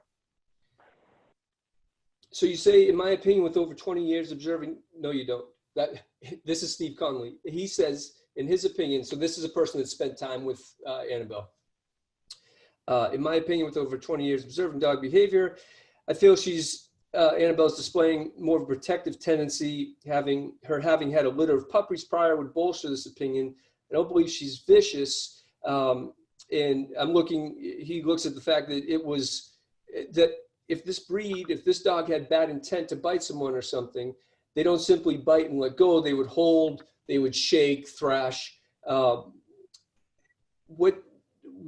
What do you make of the fact that they didn't have to pry the dog's mouth open? There was no thrashing, no shaking. What do you make of that? Well, based on the report that I read, the dog was tethered, was able to reach the child as the child was trying to get away from the dog. Dog still got a hold of the child's calf as the child was trying to get away from the dog. The fact that the child was moving and the dog was tethered and therefore stopped would lead me to not be able to say what would have happened if there was no tether. I can't surmise that. All I can do is look at what happened. And in regards to this trainer's evaluation of this dog, I will repeat, and I will repeat it to anybody who wants to hear it anytime. It doesn't matter if that dog is perfect with his family, is perfect with the trainer that goes in to evaluate him, is perfect with me. What matters is the incident that occurred with the child. That tells you that is that dog's behavioral capacity, that this incident happened, that therefore the similar incident can happen in the future. Most dogs that show aggressive behavior in only 2 to 5% of the time. It's only in situations that trigger the aggressive behavior that the dog exhibits the aggressive behavior. In this incident, this is when the dog exhibited the aggressive behavior. The dog could be fine 98% of the time. It just still doesn't take away the seriousness of this bite. You said it doesn't matter, the sort of the circumstances, the bite is what it is. But if you've testified in court, you know that the Massachusetts law makes it matter, doesn't it? Because if the dog was protecting or defending itself, its offspring, another animal or a person from attack, then the dog's perception, the dog's perspective matters. So, but in this situation, this was not what was happening in this case. The dog was not. How do you know that? How do you know that when the dog saw the boy with a mask and a hat on, that she didn't feel the need to protect? It doesn't, because if the dog felt the thing is, we will never know the dog's motivation. It's impossible to determine that because we cannot ask the dog, what was your motivation? Bites happen. Bites happen when dogs are protecting their territory. Bites happen in lots of different situations. Whenever we're looking at a dog bite situation, we look at the severity of the injury to determine if this dog should be considered dangerous. It doesn't matter what we think the dog's motivation was. What matters is what the dog did as a result. Now, because of Massachusetts law, if somebody was breaking into the house and the dog inflicted the same level of bite, then it wouldn't be considered going to a hearing, as I'm listening to you say, that it was in the process of protecting the territory. Any case can go to a hearing. It takes nothing to compel a hearing. So this is what I don't understand, being a student myself of Dr. Dunbar. If he says specifically in his bite scale that's used worldwide that a level 3 is 1 to 4 punctures from a single bite with no puncture deeper than half the length of the dog's canine tooth. And a level 4 is the difference is that with at least 1 puncture deeper than half the dog's canine tooth. How can you make an assessment without knowing the depth of the wound or the size of the teeth, the measurement of the tooth? We don't know. You don't know that it was a quarter of the dog's tooth or half, right? Yes, because of the depth of the wound to produce adipose tissue sticking out and a significant rip in the flesh that caused the doctor to have to pull the flesh together would indicate that it went deeper than half the length of the canine tooth. In your opinion, can dogs ever have a justified bite? Well, the thing is, dogs can bite protecting themselves. And I guess in our human interpretation, that would be a justified bite, meaning the dog was simply trying to protect itself from somebody beating them or something like that. So in that case, I guess we could call it justified in our eyes, that the dog was trying to protect themselves. In how can you actually, I think you can justify it, but why now? Why, if this boy had been over there countless times, why did on June 13th, did the dog pick that day to, I've lost you, there you are. Did the dog pick that day? What, do you know anything that was different about that day? Well, I wouldn't, and nobody knows. We can't ask the dog what was different. We can't ask the dog, why did the dog feel this desire or motivation to bite? We don't know. We're never going to know. But the law is asking you to know if you're going to make the decision that it's dangerous, because it's saying it's not dangerous if it was protecting or defending itself. How do you know that the dog wasn't in the dog's mind there protecting or defending itself from a stranger on the property? The law is saying you have to determine this.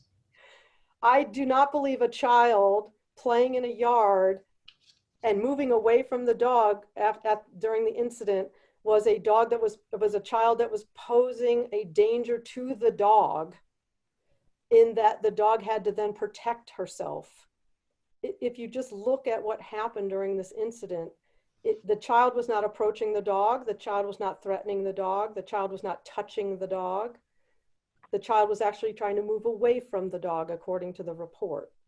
But have you also seen that before the child moved away from the dog, he was sitting next to the dog's housemate, say, the owner's son?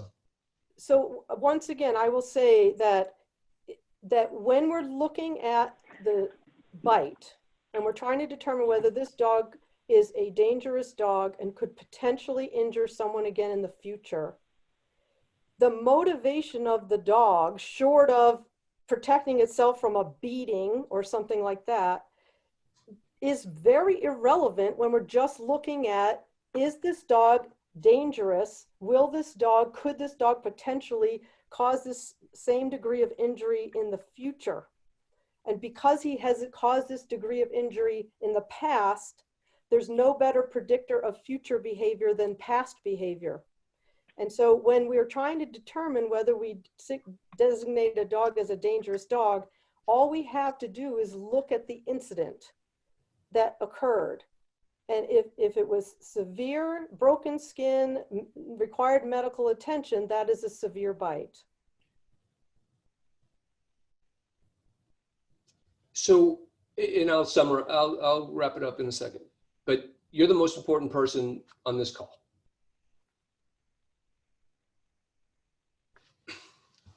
All right, is it your opinion that if somebody's not taking an affirmative, affirmative step to hit the dog, scare the dog, go in the direction of the dog, that if the person is not making themselves a threat, they're not doing anything, then there's no way a dog can see that person as a threat? No, I'm not saying that. Dogs can see people as threats all the time. Benign people, the mailman comes to the door, the dog sees the mailman as a threat, goes crazy on the other side of the door. The dog's motivations and perceptions don't matter as much as the degree of injury when the dog decided in his doggy brain that this was his course of action. And so the point is, when we're trying to decide dangerous dog or not, all we really need to look at is the injury and how severe the injury was. Again, short of the dog being beaten by someone and trying to protect itself. And so, yeah, dogs have all kinds of motivations. Sometimes we know what they are, sometimes we do not. We can't ask them. I will concede based on your education, training, experience, that is separate from how a lawyer is trained on the law, I accept your opinion that you choose to look at the severity of the bite to determine dangerousness. Thank you. But I will say that under Massachusetts law, they don't look at just the severity of the bite. They're looking at what was the dog's state of mind at the time. And whether we can determine the state of mind, as you said, you don't think you can, but the law requires us to look at the totality of the environment as this was happening. And I'm just disappointed that you're not looking at, you haven't even said, well, a kid with a mask and a hat could be scary to a dog. I just won't, I don't understand why you won't. Anything can be scary to a dog. I can be scary to a dog. You can be scary to a dog. Benign things can be scary to dogs. I'm not negating that. What I'm saying is, yeah, so if the dog was frightened by the child in the yard, that doesn't justify the degree of injury the dog inflicted on the child. If we're just trying to determine, should we make steps to make sure this doesn't happen to another child in the future? And the only way to do that is to declare the dog dangerous and put restrictions on this dog. And so it's not that I am not considering those factors. Those factors, of course, are important. But again, every time a dog bites, the dog has his own motivation. It could be protecting territory. It could feel threatened. We'll never know. We can't ask the dog that question. We're asking you as an expert to tell us, what was the dog's motivation here? No, you can't ask that, because nobody, I don't care what kind of expert you are, you can't answer it, because we can't get into the mind of the dog. I can give you lots of potential motivations, but I can't tell you what the dog's actual motivation was. So what I need to do is look at what was the result of the incident. So, you know, could it be protective? Yes. Could it be territorial? Yes. Could it have been fear? Sure, although fearful dogs don't typically charge, they usually retreat. There could be lots of motivations, but for me to even list them is irrelevant because we don't know what it was. And so what we need to do is say, is this dog potentially dangerous in the future? And the way we do that is we say, how damaging was this bite? And we know that this is this dog's potential. We know that because he just did it. And so again, when it's another trainer or anybody, you could get someone like myself go in and evaluate that dog. Nothing we see post-incident takes away from the incident. It's the incident itself, the severity of the wound, that we have to look at when we're trying to determine if the dog is dangerous. Attorney Cohen, while we appreciate the dialogue, it seems like we're going in a little bit of a circle here. We touched on the same kind of dialogue back and forth a couple of times. If you wouldn't mind, please moving on. Sure. And I would just add respectfully, and I didn't want to interrupt Attorney Cohen's train of thought, but well, 2 points. First of all, you know, I respectfully disagree with, you know, how he's characterized the state of Massachusetts law. I think the standards that apply under Section 157 are pretty copiously delineated in the statute and are laid out in that summary document that we provided for the board and distributed to Attorney Cohen. So I think it speaks for itself, and you know, you have to consider issues of proportionality and the like. So it, you know, and I'm not attributing any characterization necessarily to Attorney Cohen, but based on how he framed some of his questions, you know, I gleaned from that his characterizations were, you know, candidly inconsistent with my opinion. But anyway, secondly, and I didn't want to interrupt Attorney Cohen's train of thought, but he's referenced in a couple of instances a meeting that occurred on June 29th. And yeah, I don't want to elevate form over substance. I know we use these terms interchangeably a lot, but used the word hearing to describe that proceeding that obviously was not a Section 157 hearing, but a meeting, you know, in connection with the provision of the town's bylaw. So I presume that that's what he meant. I just wanted to clarify that just for the record so it's clear. Yeah, I meant meeting. I know it was not a hearing. Yeah. But I've used the words interchangeably, but All right. but I know it was not a hearing. Just final for the expert. When you were given the documents regarding this incident, the file, I guess, was the Massachusetts law submitted as part of that? No. Okay. Okay. Thank you for indulging me. Thank you. Welcome. I have nothing further. Thank you very much, Attorney Cohen. With that, we'll be moving on to our next item this evening, and that is the testimony from the dog owner, Melissa Mitchell. Are you there, ma'am? Yes. Go right ahead. Melissa, you unable to be on video? It's not video.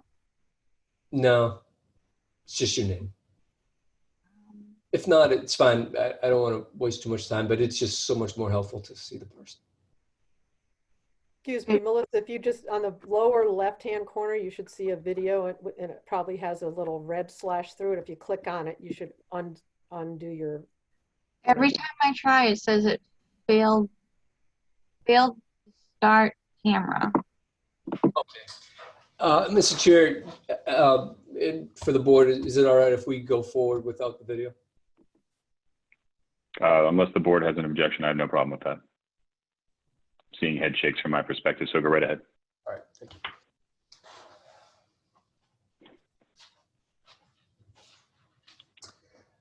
Just so we know who you are, can you just state your name and where you live, please? My name is Melissa Mitchell, and I live at 90 Boardman Street. And you have how many dogs right now? 2. Okay.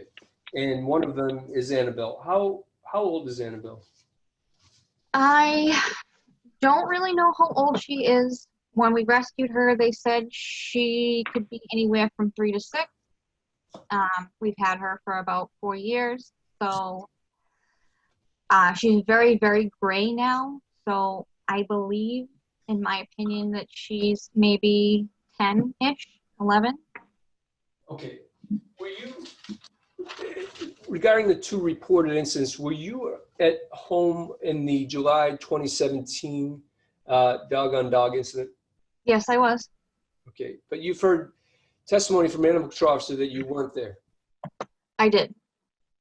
But So I was there.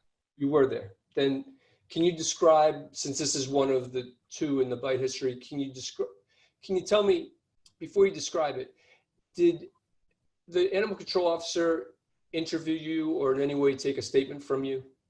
No. July 2017 incident? I don't remember her calling me then. I know that she did call and ask about if she was licensed and her rabies, but outside of that, I don't recall any conversation with her regarding the actual incident. And who else was present at that incident? When it happened? Yeah, in 17. Nobody from my household. When I grabbed Annabelle from the Beachkowskis, it was Finn and his mother that were inside. Okay. So were you present at the time of the bite from Annabelle to Indigo? Yes. Okay. So why just tell us what happened and establish that you were present, please. Sure. I was outside with both dogs. I had them on runners.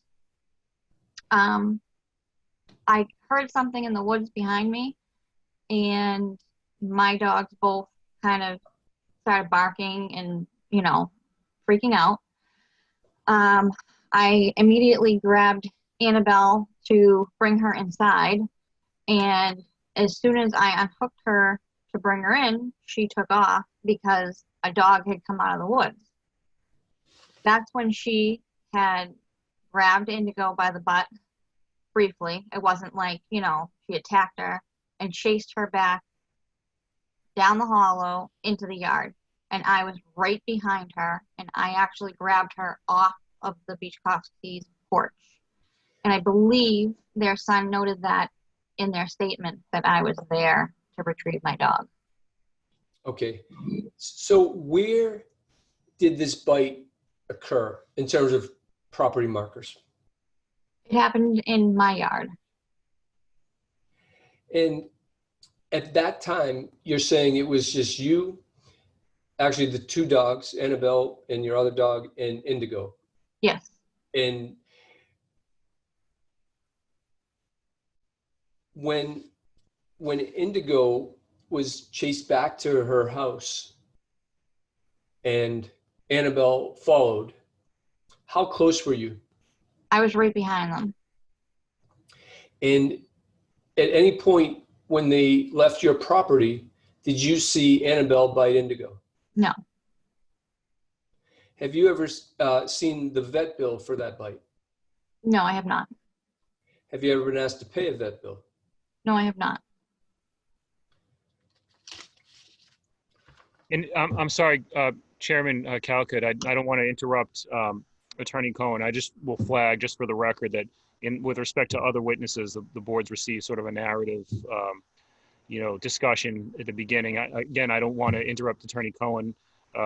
Obviously, it's the board's discretion, but I just throw that out there. I don't know if you wanted to proceed with Ms. Mitchell's testimony fully on this basis, or take an introductory, summary, or I'll leave that to you, and being respectful of Attorney Cohen's presentation as well. Attorney Cohen, your line of questioning to guide us through this instance and as it relates to this summary, how much more detail are you going to go through as we go through this? Would it be beneficial for the board to be able to hear a summary first and circle back for questioning in more detail after? Oh, I understand because this is probably the first the board is actually hearing from my client relative to the 2017 incident, because she was never interviewed by the animal control officer. I'm comfortable, because I want the board, right, let's just get to the right decision the right way. If you have questions, please, I think that's what you're getting at, please jump in now so that you can specifically ask questions about this in the July 2017 incident. Is that what you're asking, Mr. Chair? I believe what town council is identifying is we've already been submitted a outline of the dog owner's assessment of the situation that gave us the background for everything associated to the instance, which is within the scope of our review tonight. I believe that the intent of this testimony was to guide us through that instance and that background, and then allow us the opportunity to dig into more detail should the board have questions thereafter. Attorney Mello, please tell me if I'm mistaken in that assessment. No, I think you've summarized it pretty aptly, Kevin. Basically, the way this hearing's been conducted so far is that with respect to witnesses, the witnesses have sort of just given their narrative discussion of the events. And, obviously, Attorney Cohen's had an opportunity to ask questions. The board's had an opportunity to ask questions. I wasn't sure, and and again, I don't want to interfere whatsoever with Attorney Cohen's presentation. I think it makes total sense for him to ask whatever questions he'd like to ask of Ms. Mitchell. I just wasn't sure whether, sort of as a practical matter, the board wanted to hear from Ms. Mitchell, hear introductory comments or hear her summation of the salient event without or events without, a question by question sort of format. But again, it's the chair's discretion or the board's discretion, and again, I don't want to interfere with Attorney Cohen's presentation. So. Yeah, I agree. For the sake of consistency, I think I'd like if we stood with a singular presentation by the dog owner, more in line with what we've done with each witness up until this point. And then we can go into a deep dive and more further questions, especially Attorney Cohen, if you have details or points that you'd like to pick out of that testimony. For the sake of consistency, I think I'd like to stick to that moving forward. Okay. I also think we're at the end of the July 17 incident anyway, but this will be for going forward with the next incident. So to break that down for you, Melissa,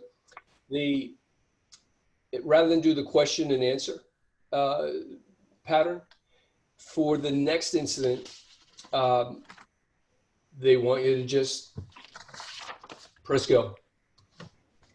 Yeah, and if again, just to clarify, again, it's the board's discretion, and I'd want to be respectful of Attorney Cohen's presentation. So I don't think the board's suggesting that Attorney Cohen won't have a chance to ask questions of Ms. Mitchell. Obviously, it's just, And I'm not being sarcastic when I say just press play. I sincerely mean it. Like, we're going to get the same information either way, so let's just have her do what other people were doing. Thank you. So Melissa, why don't you say whatever you want to say about if you're done with July 17, go on to the next incident. Well, just to add on to the 2017 incident, my recollection of accounts was documented with the animal, I think it's inspection officer that came that day. So it wasn't that nobody got to document what I said. I just think that nobody's actually put it in anywhere. It's only been one-sided.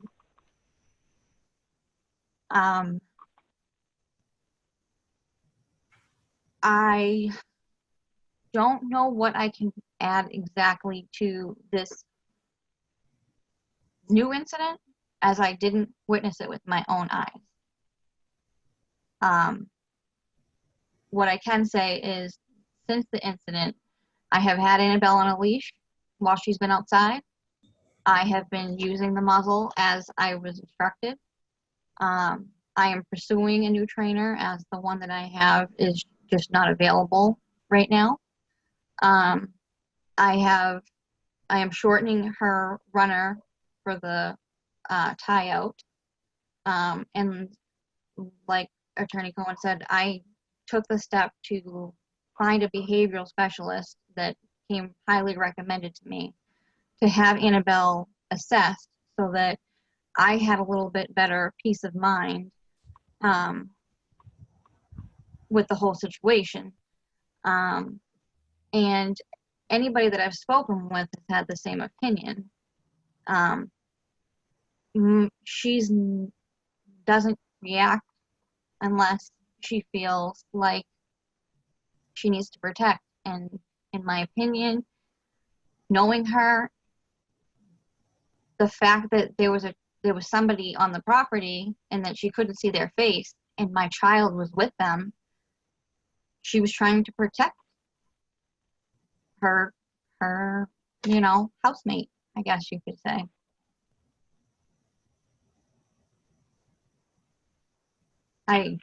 Ms. Mitchell, is there anything else that you'd like to add in terms of your perspective on the story and the testimony that was given by the Beachkowskis? I would like to say that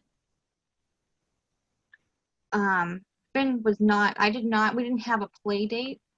There wasn't an invitation It's kind of an open yard thing. The kids go back and forth.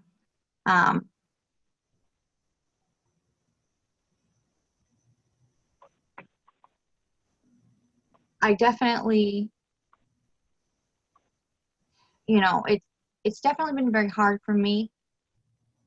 I can't even imagine how hard it is for them, and I definitely don't want to take away from, or, you know, try to say anything negative, because I fully understand the weight of everything. But,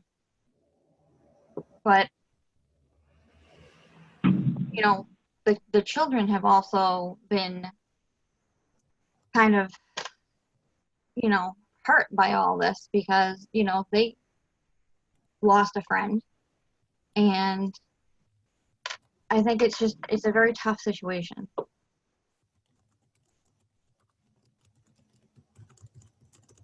Mr. Chair, without asking any questions, can I just ask her to speak to the 45-minute delay that the Bichkowskis sort of intimated that was done to kind of hide the bite, to the extent that she knows anything about it? I don't know if that was necessarily the intent behind it, but sure, she could speak to that item. Yes. So I read in the report and I heard tonight that there was a 45-minute delay in Finn going home. And I would like to add that that was Finn's request. He did not want anybody to call his mother. He did not want to go home until I got there. He was very, very adamant about that. And it's not an uncommon thing.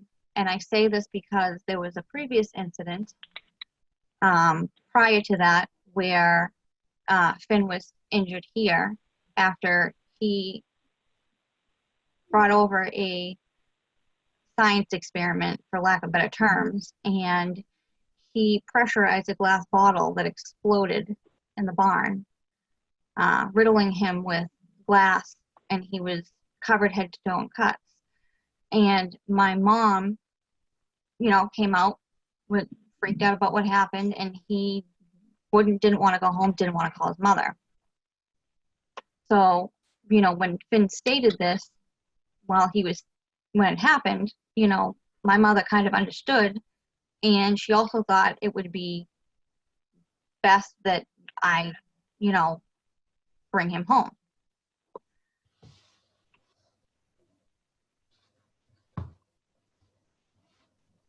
Okay, thank you. Attorney Cohen, if there's anything that you would identify that Ms. Mitchell can provide some more detail on, please take the opportunity now before we open it up to the board's questions. Thank you. Melissa, can you just talk about the move out date? When you would move to Medway? We have a deadline of the end of the year per my mother and, you know, my brother who own this house, that I need to have everything done and out by the end of the year. And knowing that you have to be out, it sounds like even if the house isn't ready, you've got to move somewhere. Yes. Between now and then, would you, regardless of an order or not, how can you make your neighbors feel comfortable that at least Annabelle isn't going to the best of your ability, do this again? I plan on making sure that she's never outside without me, as I have been doing. We're going to shorten the runner. She wears a muzzle anytime she leaves the house. And aside from that one incident where she chased Indigo back into their yard, my dog has never been off the leash or off the property. Never gotten out. She's never broke free. I've always had her contained. And I'm asking a question I don't know the answer to. So, but you do. If, regardless of a label or decision that might be reached, in the interest of the community and the neighborhood, just to make them feel super safe, even though you believe some of the things you're doing would would be there already. Would you continue to, until you move, would you continue to muzzle Annabelle? Yes. When she's outside? Yes. Are you doing that because you believe she's dangerous, or because it would just make people I feel think I'm only doing it to appease other people. I don't think my dog is dangerous. okay. Thank you, Mr. Chair.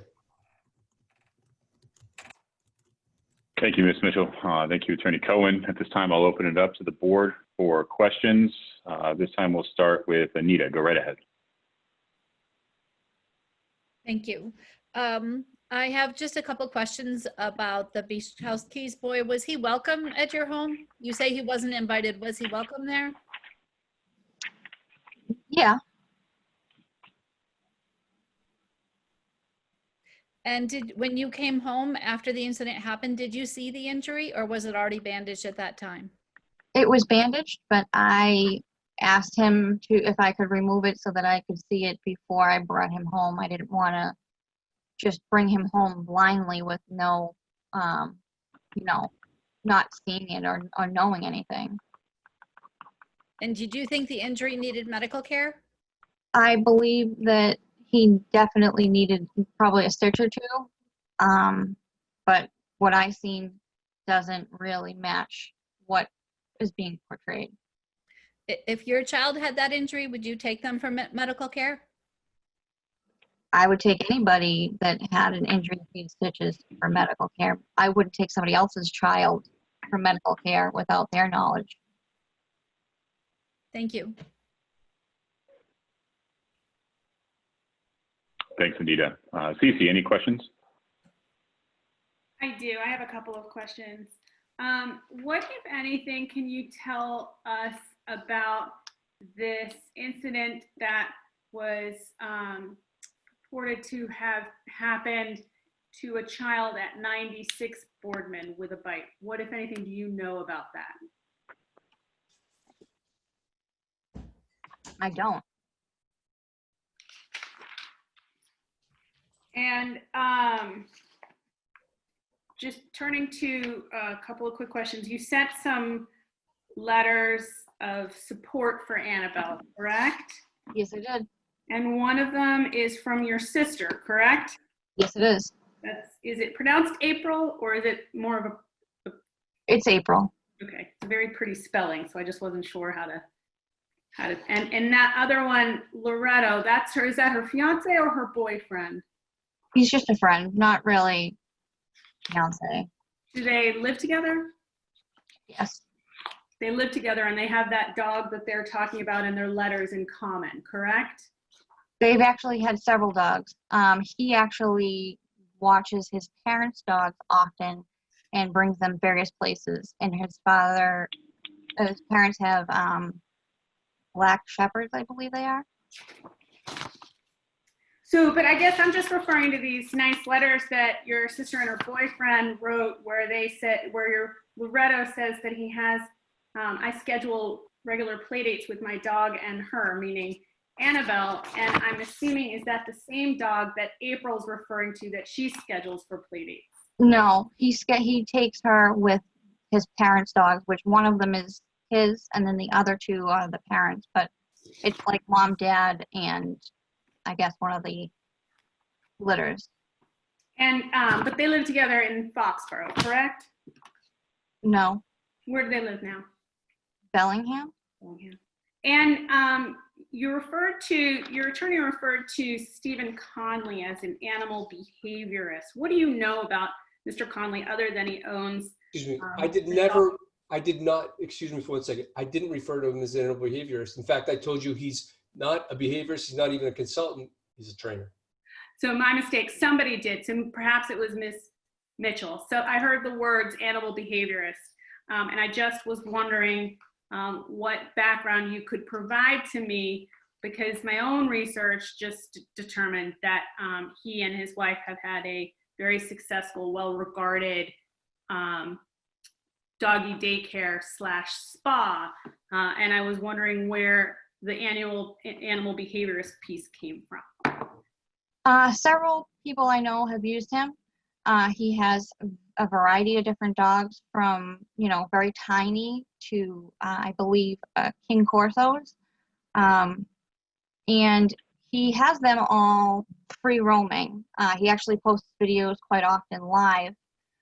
And he is extremely good at reading dogs and reading situations, within his facility to make sure that all the dogs are safely interacting. Anybody that I've spoke with has highly recommended him because he is so good at reading dogs and has looked at their behavior extensively. He's had 20 plus years in this industry.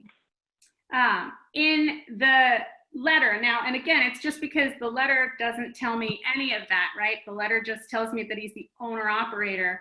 And it also says that he spent well over an hour observing Annabelle. Was this at your home or at his facility? He requested that I come to his facility so that he could be in control of what dogs he could introduce, what things he could do, give more variety to what he was, I guess, observing. And were you present while he was observing Annabelle? Yes, I was, and he asked me to step away so that he could have both perspectives, with me there, and without me there. Was your son there? My son? Yes. No. So none of the housemates of Annabelle were there other than yourself? No. And in addition to your sister and her boyfriend, there was also a letter from a Mary Smith, correct? Yep. And who's Mary? She is my brother's fiance. Other than this gentleman that is Mr. Conley's not a relative or No. okay. And Ms., it's fair to say, isn't it, that Mary, as well as these other people, weren't there on the day that Annabelle bit the child, correct? Mary was there. She was in the house? Yeah. That's not in this letter, so I apologize. Is Mary the person who is an EMT? Yes. Is she an EMT or has she had 1 month of EMT training? No, she's got her EMT certification. And when did she get that certification? Do you know? If you don't know, I'm just curious because there's sort of conflicting information regarding the EMT status, and so it just was sort of interesting to me. I think it's well over a year ago. Mr. Chair, I would just interrupt to say, how does this determine whether or not Annabelle is a dangerous dog or not? Well, I think it's interesting because that's a great point. The parents of the child who was bitten indicated that one of their concerns wasn't just about the bite, but about the level of care being taken at the home. And by no means is anyone suggesting that Annabelle isn't being beautifully cared for, but more the issue, right, that you went over, if I'm not mistaken, about the 45 minutes. Yeah? And in that 45 minutes, the reason that it was okay to leave the child for 45 minutes bleeding was because there was an EMT. And the child recollects that she said she had a month of EMT training, but children, especially children, I would imagine, who are in pain, don't remember things as clearly. And so I thought it was fair to delve deeper since the door, as they say, had been opened. Okay, so. Can I ask something? Yeah. So you're asking about all the letters that I've written or have, people have given me to submit, I should say. And obviously I'm going to know all of them. Otherwise, how would they have interacted with my dog or my child? No. And I by no means think that there's anything untoward in your family and friends who your dog would also view as family and friends, viewing the dog in a different way than perhaps someone who was not in that role, right? This isn't a suggestion that there is anything nefarious in having, albeit maybe there was some reluctance in acknowledging, but there's nothing nefarious in suggesting that, hey, these folks are related, they're friends and family. Of course, those would be the people that you would have write letters. Those would be the people who would interact with your dog, albeit it does seem, doesn't it, a little bit, that they sort of have this sort of happenstance, just stumbled across feel at the Rentham Dog Park, not so much a, yeah, I'm her sister, and, but neither here nor there, I adore the Rentham Dog Park and made lots of dog friends there. So I get that people would have an exposure or an experience with Annabelle that might be different than Finn's. And that was probably more the thrust of my question than suggesting that you had done something sneaky, but that these would be people that Annabelle would be perfectly excited to see because she knew them. You indicated when you were talking that the only person you would talk to about the 2017 incident, and this one's more for point of clarification for me because I may have misunderstood you, was the animal inspector, not the animal control officer, correct? Right, because she never asked or, you know, got a report from me in regards to it. She asked about licensing and rabies. But she didn't ask about the incident itself. Right. My questions are these on that point were, did you speak with the animal inspector at that time when you're talking about you spoke with him? Do you mean you talked to him in 2020? Or do you mean- I mean one in 2017 when he came to issue the order of quarantine. He asked me what happened. He asked me the series of events, all of that. Okay, that And makes he actually recalled that when he came this time. And who is the animal inspector? I think his name is Chris. Do you know his last name? Wilder. And do you have any relationship with the animal inspector or the animal control officer, by friendship, any sort of experience with them, business, anything else outside of this incident? No. And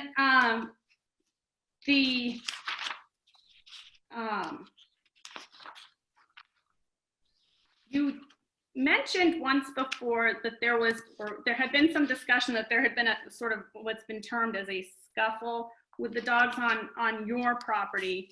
Was that just typical dogs getting into it with each other? Their dog had come onto my property and I wasn't there. What I was told was that Indigo kept, kind of trying to maybe initiate some kind of play with Annabelle. And Annabelle just kind of was very standoffish until she kind of just pretty much voiced her opinion about it. And I think Indigo had backed off, or the owner had come to grab her. So Annabelle had enough, basically. Yeah. Yeah, I recognize that behavior. Do you feel, is there a sense that this dangerous hearing is unfair that you have? Yes. Can you I tell do. me that? I just don't believe that it should be based on this, particular thing, like the behavioral specialist had said. My big question is, I just don't believe that it would have happened if she could have seen him. The fact that there was somebody masked in the backyard with my child would get any dog upset. So when was the first time you mentioned that the child was masked? Pardon me? When was the first time you brought up that the child was masked? I'm just flipping through. I know you weren't there, but I thought I read everything pretty carefully, but it's a lot of print. and I'm old, so it's entirely possible I missed it. But I'm just curious, when was the first time before tonight's hearing that the assertion that the Annabelle just saw somebody masked with a hat on came up? I don't know when the first time it's been stated several times. You agreed, but though, that the child was bitten, correct? Yeah, And you don't dispute that that there was blood, like there was enough of a bite to draw blood, right? yes, And he did get stitches, right? Even if we're going to dispute like that way above my pay grade, the depth of the canine and a bunch of other stuff, the child received stitches, correct? that would be correct. But I, take into consideration that, the child could have pulled away or was running, would also, cause someone to get stitches or cause a problem that would be, No, significant enough. But the child's not going to get stitches from running away unless the child's leg is in the dog's mouth, right? Like I'm not going to get stitches just running unless I fall or get bit. Are you cross-examining her? No, I'm just asking. The other question that was sort of on the examination from before was about whether or not it was a level 4 or level 3. And I hear what you're saying. I just think that that there was a bite. I don't know how deep. I've seen pictures, but they're not particularly clear. They look graphic, but there was so much of your examination was sort of on whether and how serious this bite was pursuant to some scale you're well familiar with. I wondered if there was a dispute as to the fact that the child had been bitten and received stitches. No, Just to be clear, if I might interject for a moment, Mr. Chair, that Attorney Cohen, you're not suggesting that Ms. Van Tine can't ask questions, right? I mean, I don't understand what you were referring to. Yeah, I am. I'm saying that those are cross-examining type questions, and this board is supposed to be an independent fact finder. And I will say this, to now say, are you questioning whether the dog was bit? We've never once, she apologized. She's never said that the kid wasn't bit. She's never once. Actually, I'm going to interrupt you. I said, you agree with me that the dog was bitten, whether or not the depth of the bite notwithstanding. Certainly the dog was bitten. And when you challenge witnesses as to whether or not there was a depth, etc., I'm based upon whether or not that's dangerous, right? Like my reading, when I got plowed through tonight, I was like, oh, okay, what does that mean? Dangerousness or dangerous. And then you intimated, Mr. Cohen, did you not, that the depth of the bite, the severity of the bite would render it more or less dangerous. And so now we're back to square one. Was there a bite?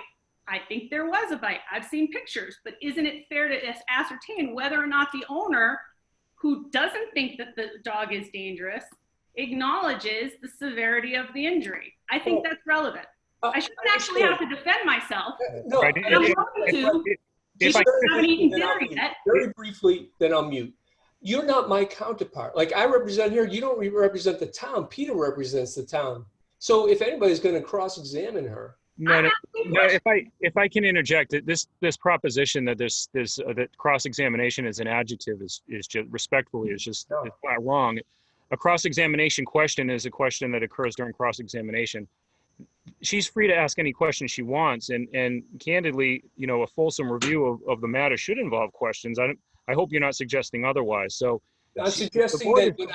Excuse me, sir. The board is free to ask whatever questions it wants to ask. There's no such thing as a cross-examination question in connection with with this process. She's free to ask whatever question she wants, and sir, you're not to infer any state of mind. I think that's totally unfair. I'll infer whatever I want to infer. Well, no, it's not. Well, you can infer. I think you would actually imply it, and then I would infer it. Right. Well, my All point. right, everybody, one moment, please. Everybody, one moment, please. All right. So there's a lot of talking over each other. There's a lot of interrupting going on right now, and nobody is being heard. Now, far be it for me to interject myself into 3 people with attorney in front of their name, but we need to do this in an organized fashion. So one person speaks. If somebody wants to respond to what somebody just said, You can ask to be recognized and I'll recognize you. Everybody good with that? Okay. Peter, go right ahead. Oh yeah, no, I think we've covered it. I don't want to belabor it. I mean, you know, I think everyone wants to be respectful of the process. I was only saying that as a procedural matter, the board, just as Attorney Cohen was free to ask questions of the witness, so too is the board. And this notion that, you know, there's something called cross-examination questions, it's just not accurate. And I felt compelled to interject there because to the extent that Ms. Van Tyne's questions were being characterized as cross-examination questions or questions that somehow reflected her state of mind, it's just not accurate. And I just wanted to note, just so it's clear on the record, as a procedural matter, the board is free to ask questions. I don't think Attorney Cohen would dispute that. Okay. Attorney Cohen, go right ahead.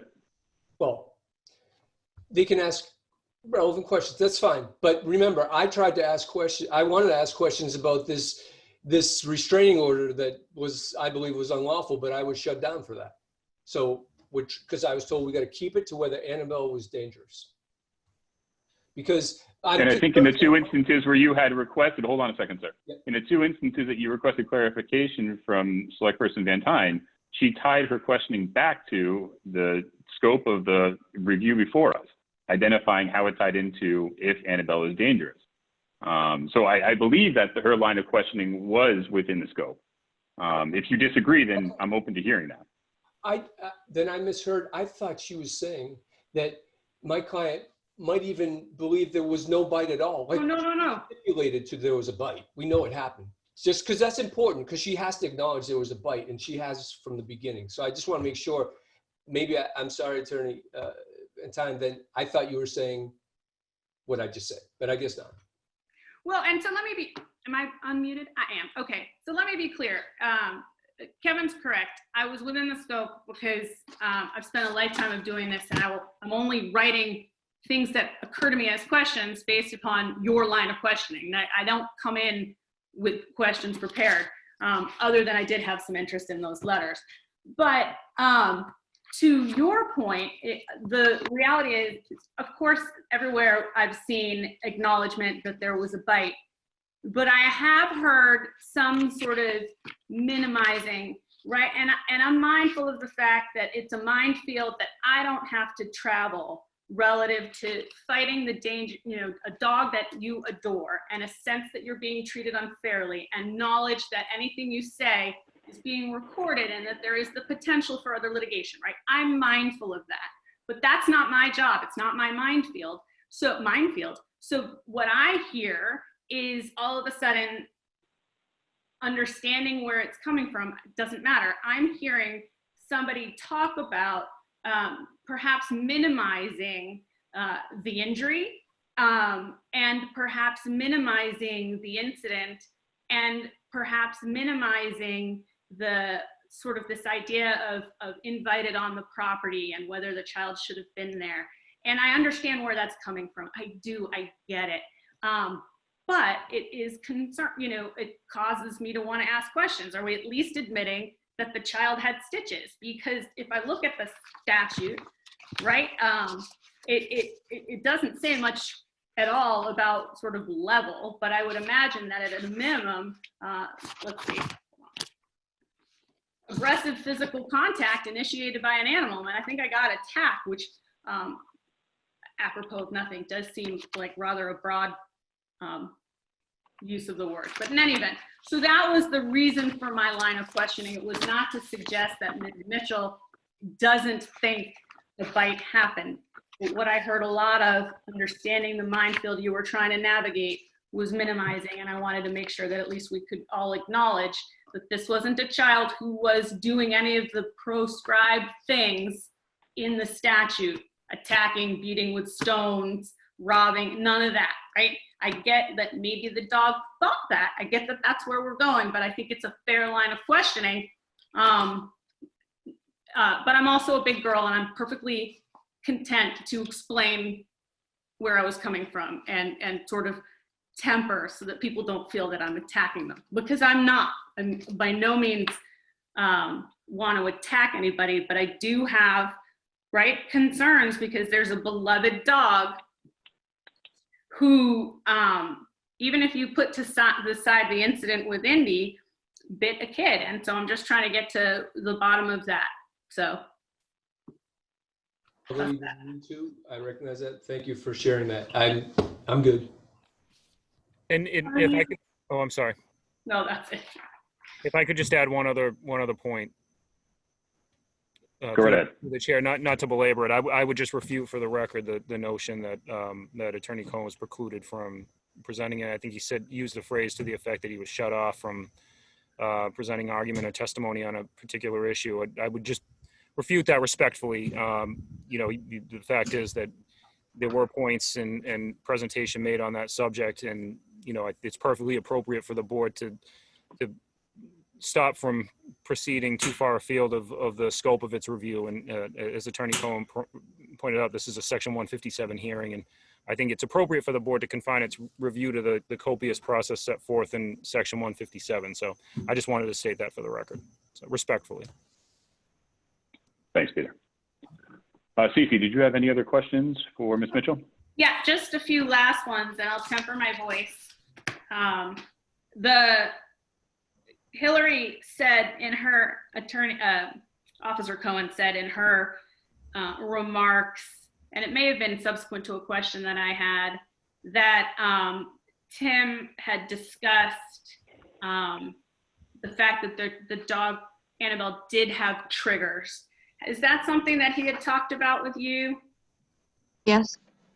And what have you been working on and I understand this is prior to Corona and nobody's right? It's all closed. I'm not expecting anyone to go tearing off to get trained, but what have you been working on to address, scratch that, because that's, nobody likes a compound question, least of all me. What were you working on to address the triggers? Let's start there. He had me, so she's triggered by wheels, bicycle wheels, wagon wheels, any kind of wheels. So what I was, my homework was to kind of tether her to a certain extent and have the children ride back and forth on bikes and whatever, and for me to redirect her. As well as with dogs, like take her on a walk and try to make sure that I walk past a dog and redirect her. And she was actually doing quite well with both. And was that something that, I know the biking obviously would be a little difficult, but was that something that you were continuing to work on during Corona? Like you could still work on the even now, right? You can still work on that? Yeah, like I said, she's been doing quite well with that for the most part. I haven't really gotten to kind of be in close proximity with any other dogs for the most part because nobody wants to be anywhere near you with this going on. And were there any other triggers other than the wheels that he told you about? No. And when you said he told you to buy a pen, what is that? I didn't say that. Oh, it was Attorney. Okay, it was. There's a lot of Cohens in the room. Not Attorney Cohen, Officer Cohen. Perhaps it was Officer Cohen. Did he tell you about buying a pen? He told me about the conversation he had with the animal control officer. Mm-hmm. He said that was what would appease her. I do have a pen, but I wasn't, I didn't do anything definitively yet. I'm not suggesting that. I just was curious so I guess I can't ask my follow-up. What is a pen? What does that mean? It's a fenced-in enclosure. Does it have like a roof, or is it just like a where you put puppies when you're trying to keep them from? Do you know what I mean? Like, if you could just describe it better, like a fenced-in enclosure. That could be your fenced backyard. It could be any. I just trying to look for context. It's 4-sided, chain link, probably like 5 feet tall. Okay. And is it big enough that she can move around in it? Yeah, but she won't go outside without me. So the only time she would be in it would be to, I guess, go to the bathroom if I didn't want to stay out there with her. But when she's outside, I'm with her. Except for when you ran errands that day. Right, but I didn't put her out that day. Oh, I see what you mean. If you're home, then she has to be, she's where you are. Yep. And that's it. That's all I have. Thanks, Cece. Ms. Mitchell, I just have a couple of questions for you myself. As a rescue dog owner myself, we're well in tune with the effort that's required to be able to bring dogs up to speed and to ensure that they're responsibly managed. Do you know what age Annabelle was when she was rescued? No. They gave me an approximate age of 3, which I could tell she so was not 3. And how long ago was that? It was in 2016. Thank you. The other question I had was relative to a couple of insinuated points. The first being from Attorney Cohen had asked Officer Cohen a couple of times if she felt that the bites were coming from a protective nature or a protective standpoint. And then in the letter that was submitted from Mr. Connolly, he also cited, I believe further down, he felt that she has more protective tendency. Her having a litter of puppies prior would bolster this opinion. Do you know if that's the case, that she had puppies? Yeah, she definitely had puppies. I didn't get a whole lot from the rescue that I rescued her from. It was not a great rescue down in Rhode Island. So the little paperwork that I did get, which took me months to get, I was able to find her some, I think it may have been some kind of rescue number, and I was able to kind of Google it, and I found a picture of her with all 10 of her puppies.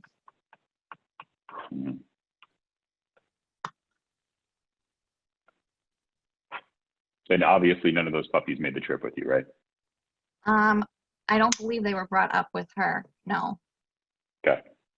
Okay. Thank you. That is all the questions that I have. At this time, the next item on the list is to move on to any other witnesses that would be associated with the dog owner or Attorney Cohen. Ms. Mitchell, Attorney Cohen, do you have anybody else who would like to give testimony that is on the call? No. I do not. Thank you, Mr. Chair. Very good. Then the next item that we have on our list is the opportunity for the public to ask questions. In this case, since this is a public hearing, we do want to afford the ability for those who are in attendance to be able to ask questions through the board as it relates to this specific instance.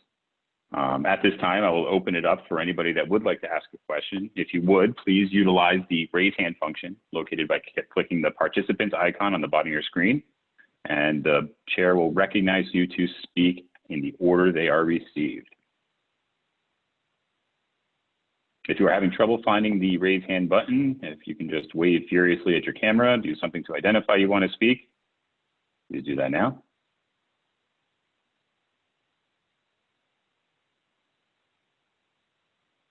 Mr. Quaglieri, I see you have your hand raised. Go right ahead, sir. If you could just state your name and your address. Al Quaglieri, Main Street in Norfolk.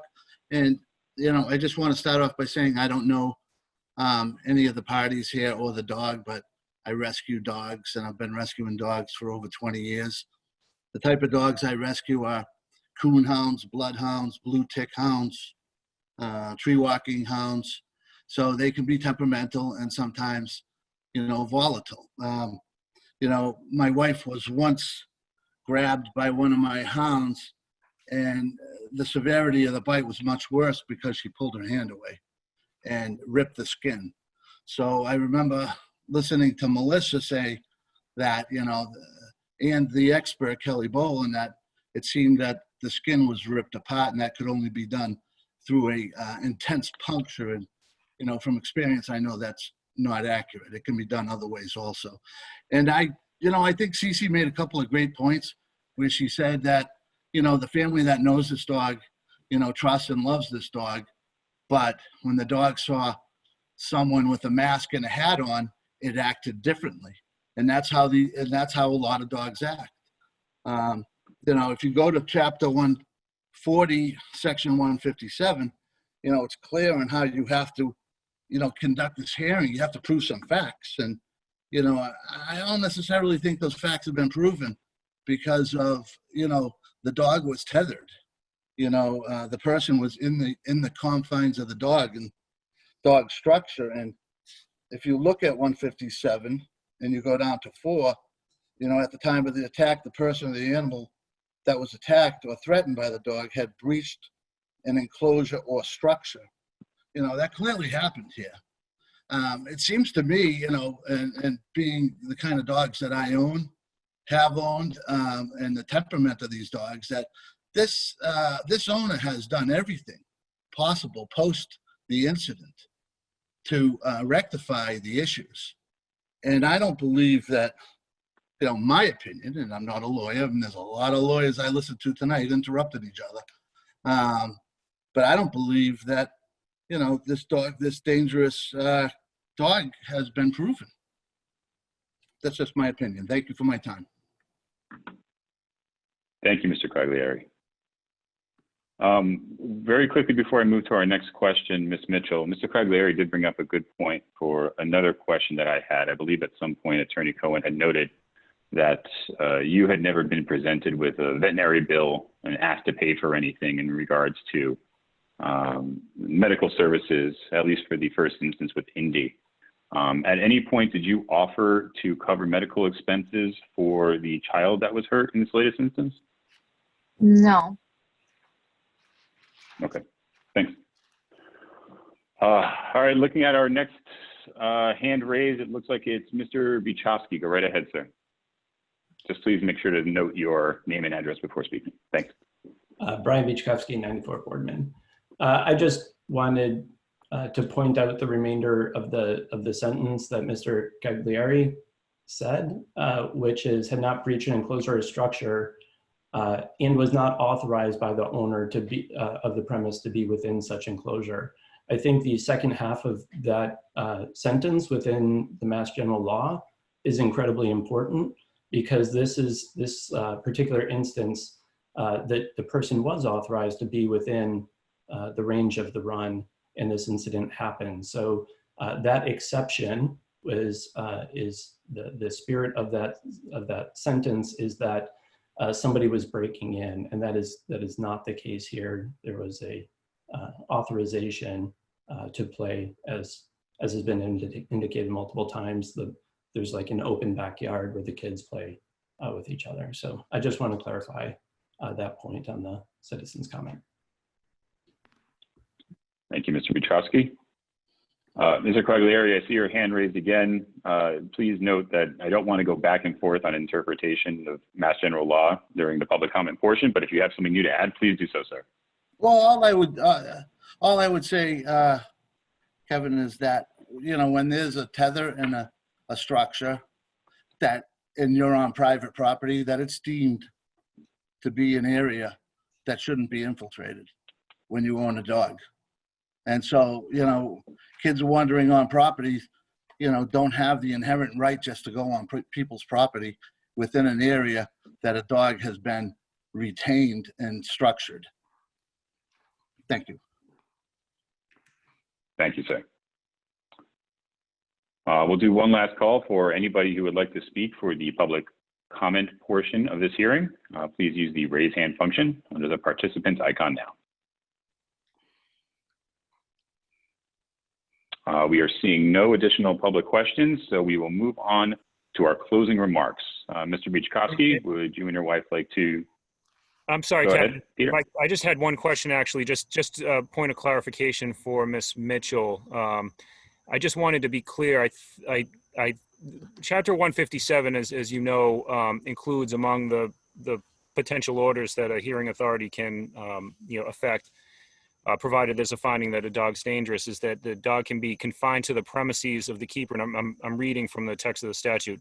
The dog can be confined to the premises of the keeper of the dog, Provided, however, that confined shall mean securely confined indoors or confined outdoors in a securely enclosed and locked pen or dog run area upon the premises of the owner or keeper. Provided further that such pen or dog run shall have a secure roof, and if such enclosure has no floor secured to the sides thereof, the side shall be embedded into the ground for not less than 2 feet. And provided further that within the confines of such pen or dog run, a dog house or proper shelter from the elements shall be provided to protect the dog. I just wanted to clarify, has Ms. Mitchell purchased a dog run that would satisfy those requirements? I think a dog run in a pen with all the other things that you listed are two different things. Okay, I'm sorry. I thought you said you had gotten a pen with a roof. I No, just wanted to confirm whether I got a pen, which is has sides, not a roof. it doesn't have a chain link roof. No. Okay, I'm sorry. I must have misunderstood. Okay.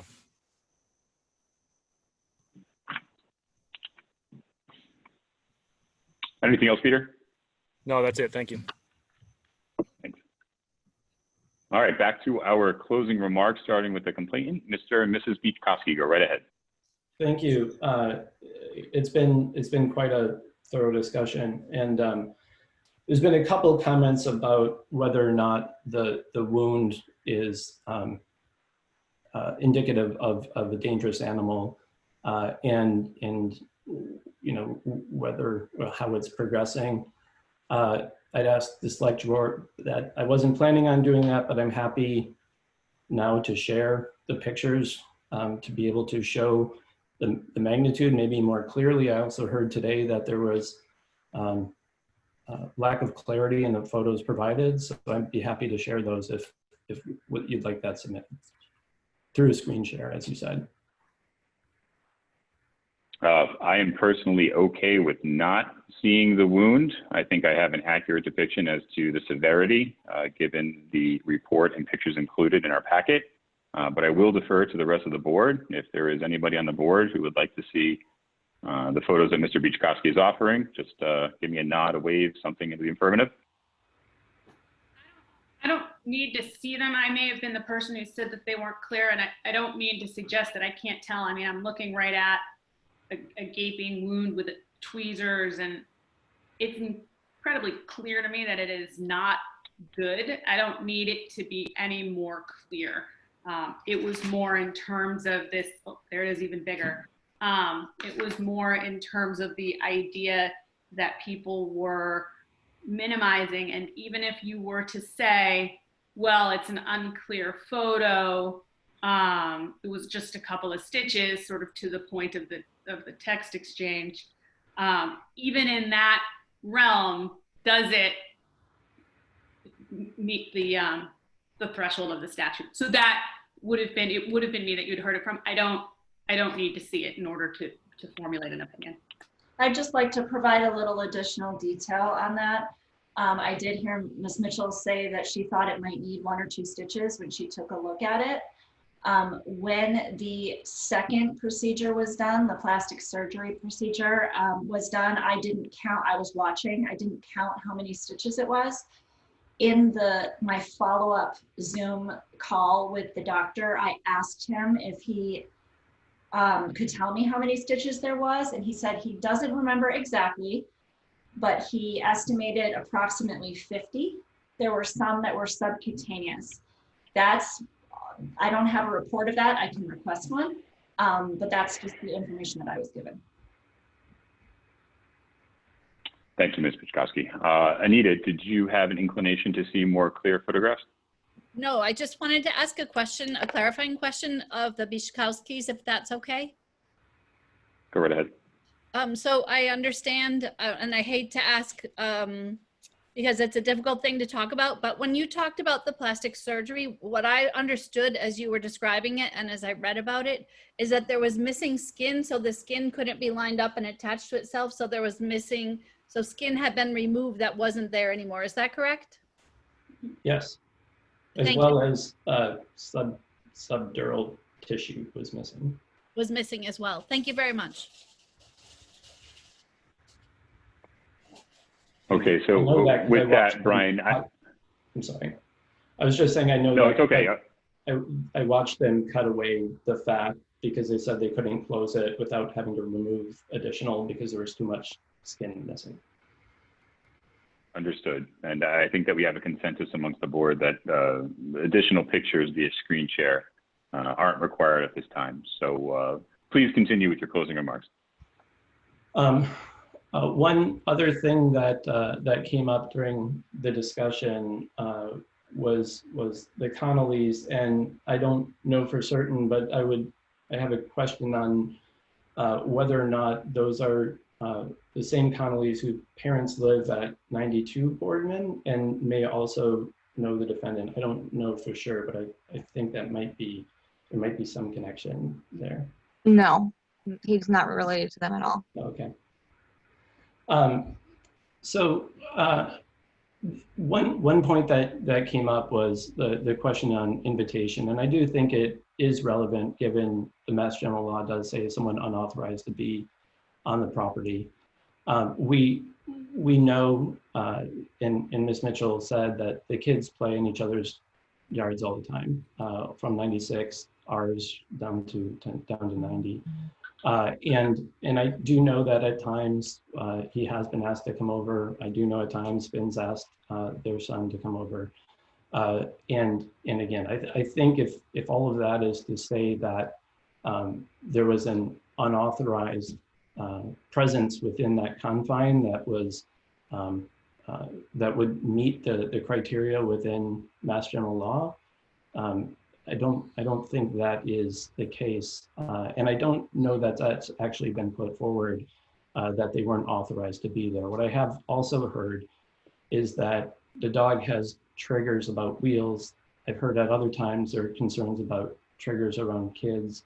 Then I heard there are triggers around hats and masks, and there seem to be on every question other triggers, and that is concerning to me in the fact of how do we manage response by so many triggers that have been mentioned tonight in different contexts.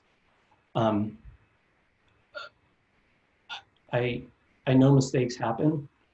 I totally get that. The first incident, our dog got free. We can talk later on whether or not it went on their property or stayed on ours. I think ultimately it's immaterial to the discussion. But that was a mistake that both our dog got let off the leash, and it was a mistake, as Ms. Mitchell said, that as she was taking the dog off the run, that it got free. Yeah, I'm sorry. Our dog was not let off the leash. Well, right, it was not let off the leash. According to the account, it broke free of Finn's grip when it happened. That's right, I'm sorry. In this latest incident, there was a mistake where the dog was let out while the kids were within the reach of the run. This is not a question of whether or not we can prevent mistakes from happening ever again, because mistakes will happen. The question is for a dangerous dog determination is, what is the consequence of those mistakes happening? And that's why this is in there. Is it has to be behavior-based, and it has to be based on what are the consequences for mistakes, because no one can say, I'm going to do it every time and be guaranteed that will happen every single time. I know they said my son said he didn't want to come home or tell us. I wasn't there. I don't know what happened. Ms. Mitchell wasn't there. That's not what he told us. That's not what he told us. So regardless on what a 13-year-old says, I think it would be the responsible thing to do to let a parent or guardian know when their kid is injured to this degree in a timely manner. So we didn't ask Ms. Mitchell to pay the vet bills the first time. It wasn't something that we wanted to do. We thought we could just cover it and make it and be okay with that. I'm a bit surprised that the fact that we didn't is being implied that maybe there was no puncture wound or maybe something didn't happen. if there's any question and it's relevant to the outcome of the decision, we'd be happy to provide vet records from that moment that show that there was a puncture wound verified by a veterinarian and it received care, or dog received care for that incident.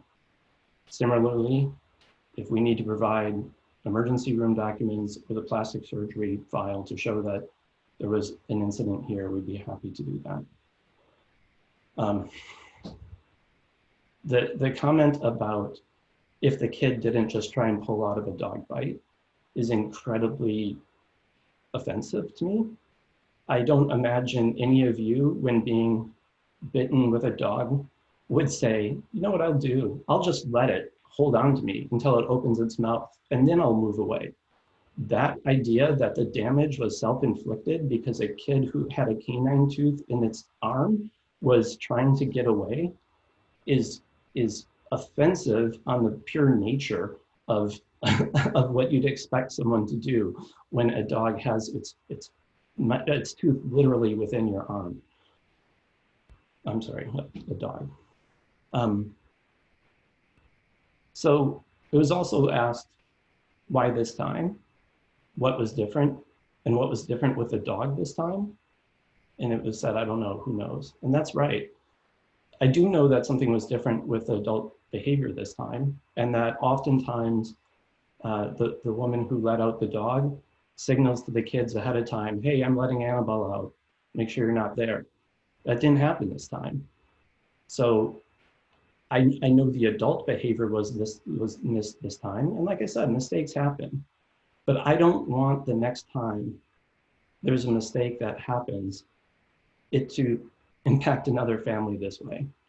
I think we just need to manage the situation and recognize the dog is dangerous as defined in the general law, and mitigate that risk the way the state mandates it to be dealt with.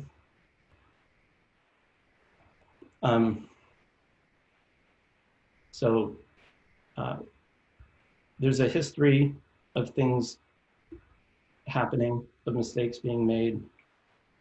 Licensing in the town has only happened after the first incident in 2017. Our recollection, and maybe you could fix this, is that a run actually went up after that incident in 2017, and there wasn't a run during the time period of 2017. That's our recollection. Because the incident that our neighbors described to us at 96 Boardman wasn't reported, there was no behavior change in how they managed the dog at that point. Things only change after they're reported. And that's why I felt a mandate to report this and to bring it to the board for a determination. That's all I'm asking, is to look at the evidence and try and figure out, is this dog dangerous per the law? And if it is, it's prescribed what different options are, and I'll defer to you on how to deal with that. But that's how we got here today. Sarah, do you have anything else to add? I appreciate your time. It's been quite a while tonight, lots of good discussion, and I appreciate the time. Thank you. Thank you very much, Mr. and Mrs. Bichkowski. Now we'll take a closing remark from the dog owner. Go right ahead, Ms. Mitchell. Mr. Chair, she's deferring that option to me. Go right ahead, Mr. Cohen. Thank you. The catalyst for this was the grandmother's error. And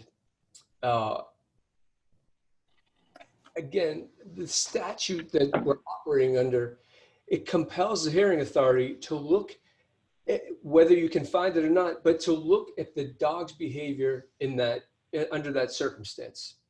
It's certainly important that we protect the public from dangerous dogs, really from any dog.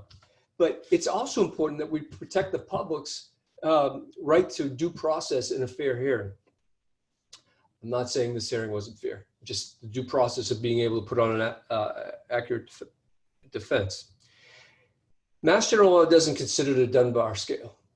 and nowhere in it does it. What it does consider is that, as you know the definition, no dog shall be deemed dangerous if the dog was reacting to another animal or to a person, and the dog's reaction was not grossly disproportionate to any of the following circumstances. This is 157, little a, number 1. It's from the dog's perspective. The dog was protecting or defending itself, its offspring, another domestic animal, or a person from attack or assault. Here, we have some evidence that this dog was certainly in protective mode. It was protecting the son that lives at the dog's house. We don't have anybody who has been able to either determine the dog's state of mind at the time, but Mass General Law requires you to, as the hearing authority. And then under that section, instead of number 1, number 3, it also says that the person attacked or threatened by the dog was engaged in teasing, tormenting, battering, assaulting, injuring, or otherwise provoking the dog. Now, this boy was not doing anything affirmatively or physically to provoke the dog. I think we've established that, the injured boy. But who I'm just choosing not to name out of respect. But from the dog's perspective, the dog's let out there and she sees her housemate, and then she sees this other boy with a mask and a hat. I've heard testimony that is what was on. I haven't, so I accept that. Doesn't mean you have to. And in this dog's mind, we now, knowing those circumstances and that this hasn't happened before, first dog on human on her very property. And we're not insinuating that the boy was trespassing or anything like that. We're not going there. But we're saying you've got to look at the law in relation to all the facts, not just what the behavioral expert assumes went down there based solely on the scope of the bite. The law doesn't say to go based off the scope of the bite. It says, was the dog protecting or defending itself, its offspring, another domestic animal, or a person from attack or assault? In this dog's mind, there was an attack pending and this was an assault based on what the dog sees when it comes out of the house. And plus, it was on its very property. How else can you say, if this dog did it at the dog park, that's a different story. This dog did it on its own property. And that's why, even though nobody can give a definitive answer of what was going on in the dog's head, you can look at the circumstances here and know that the dog was in protective mode. Also, in terms of the scope of the reaction of the dog, to the Bichkowskis and to us, it's a bad bite. But in the scheme of bites, dogs that are dangerous and have that intent to kill or maim or destroy, they don't bite like this. And what I'm hearing, what I haven't heard, is that we haven't really been able to identify whether the dog's response to seeing the boy there was proportionate or not. I'll argue it was. Their expert will argue it wasn't. But I think that in order to really understand this, in not being made aware previously that this was on the table, we should suspend the hearing, not take any more public testimony, but we should allow Annabelle to be evaluated by a behaviorist on our end. And the great thing about the animal behaviorist world, as Ms. Boland can say, is it's not like the personal injury world where you hire an opinion, you pay for an opinion. These people, there's not a lot of them, and they have their reputations are so important. You cannot buy an opinion. And I'm willing to stand by if we can gather whatever records you want, if you want to show the scope of the injuries even more, and have another behaviorist, not a consultant, not a trainer, but a behaviorist. I think it's only fair that we get to have that dog evaluated by one of our behaviorists.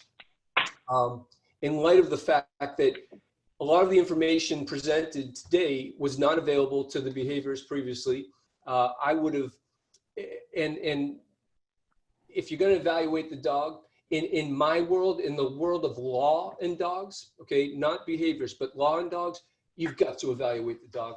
There's a series of tests. You've got to put these other triggers near the dog, because we've only heard of one trigger, wheels. No one else has mentioned any other triggers. We don't know. We got to find out, is a person on the property who has a mask and a hat on, is that scary enough for the dog to react the way it did? And we keep saying, the boy was authorized to be there, he was invited there, but Annabelle doesn't know that.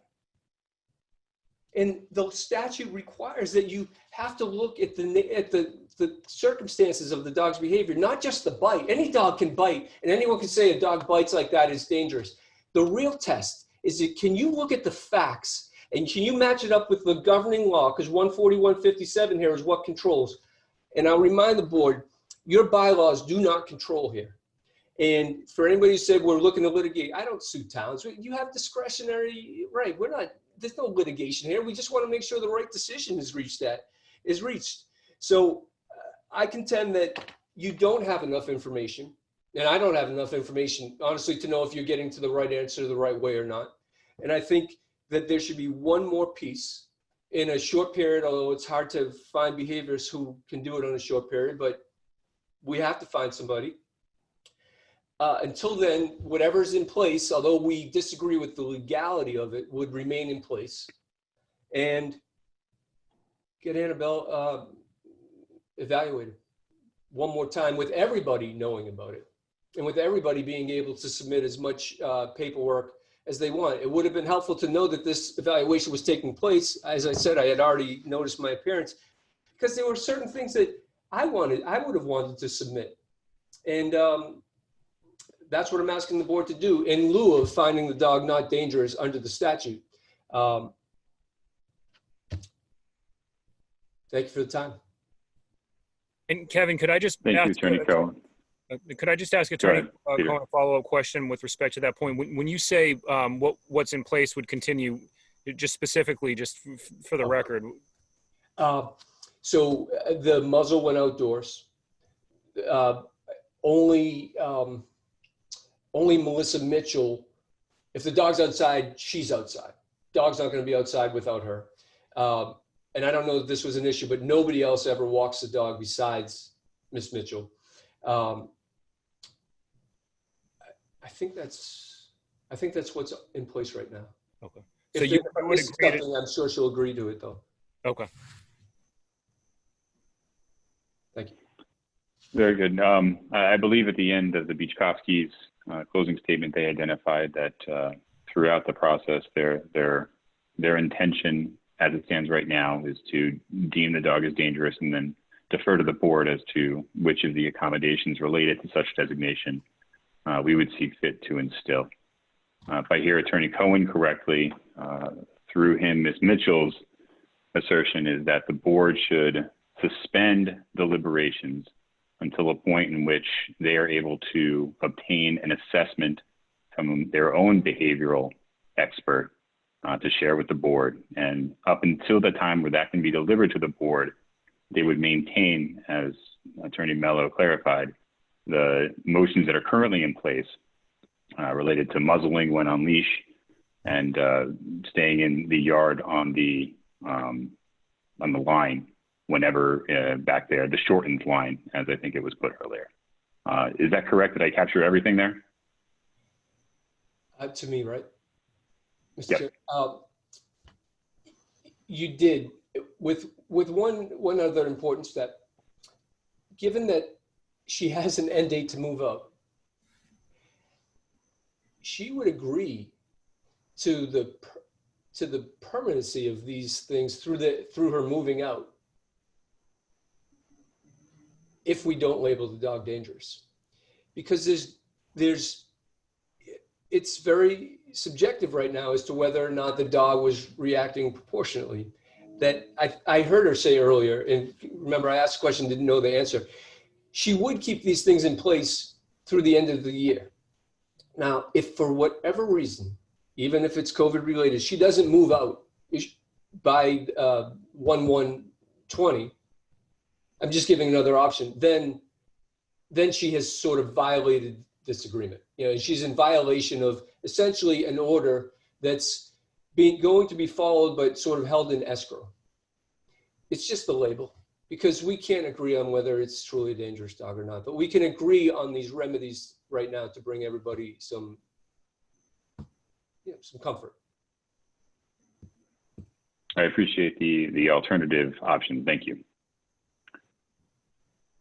All right, so I'll send it around one more time before we close out the public hearing and begin deliberations as a board.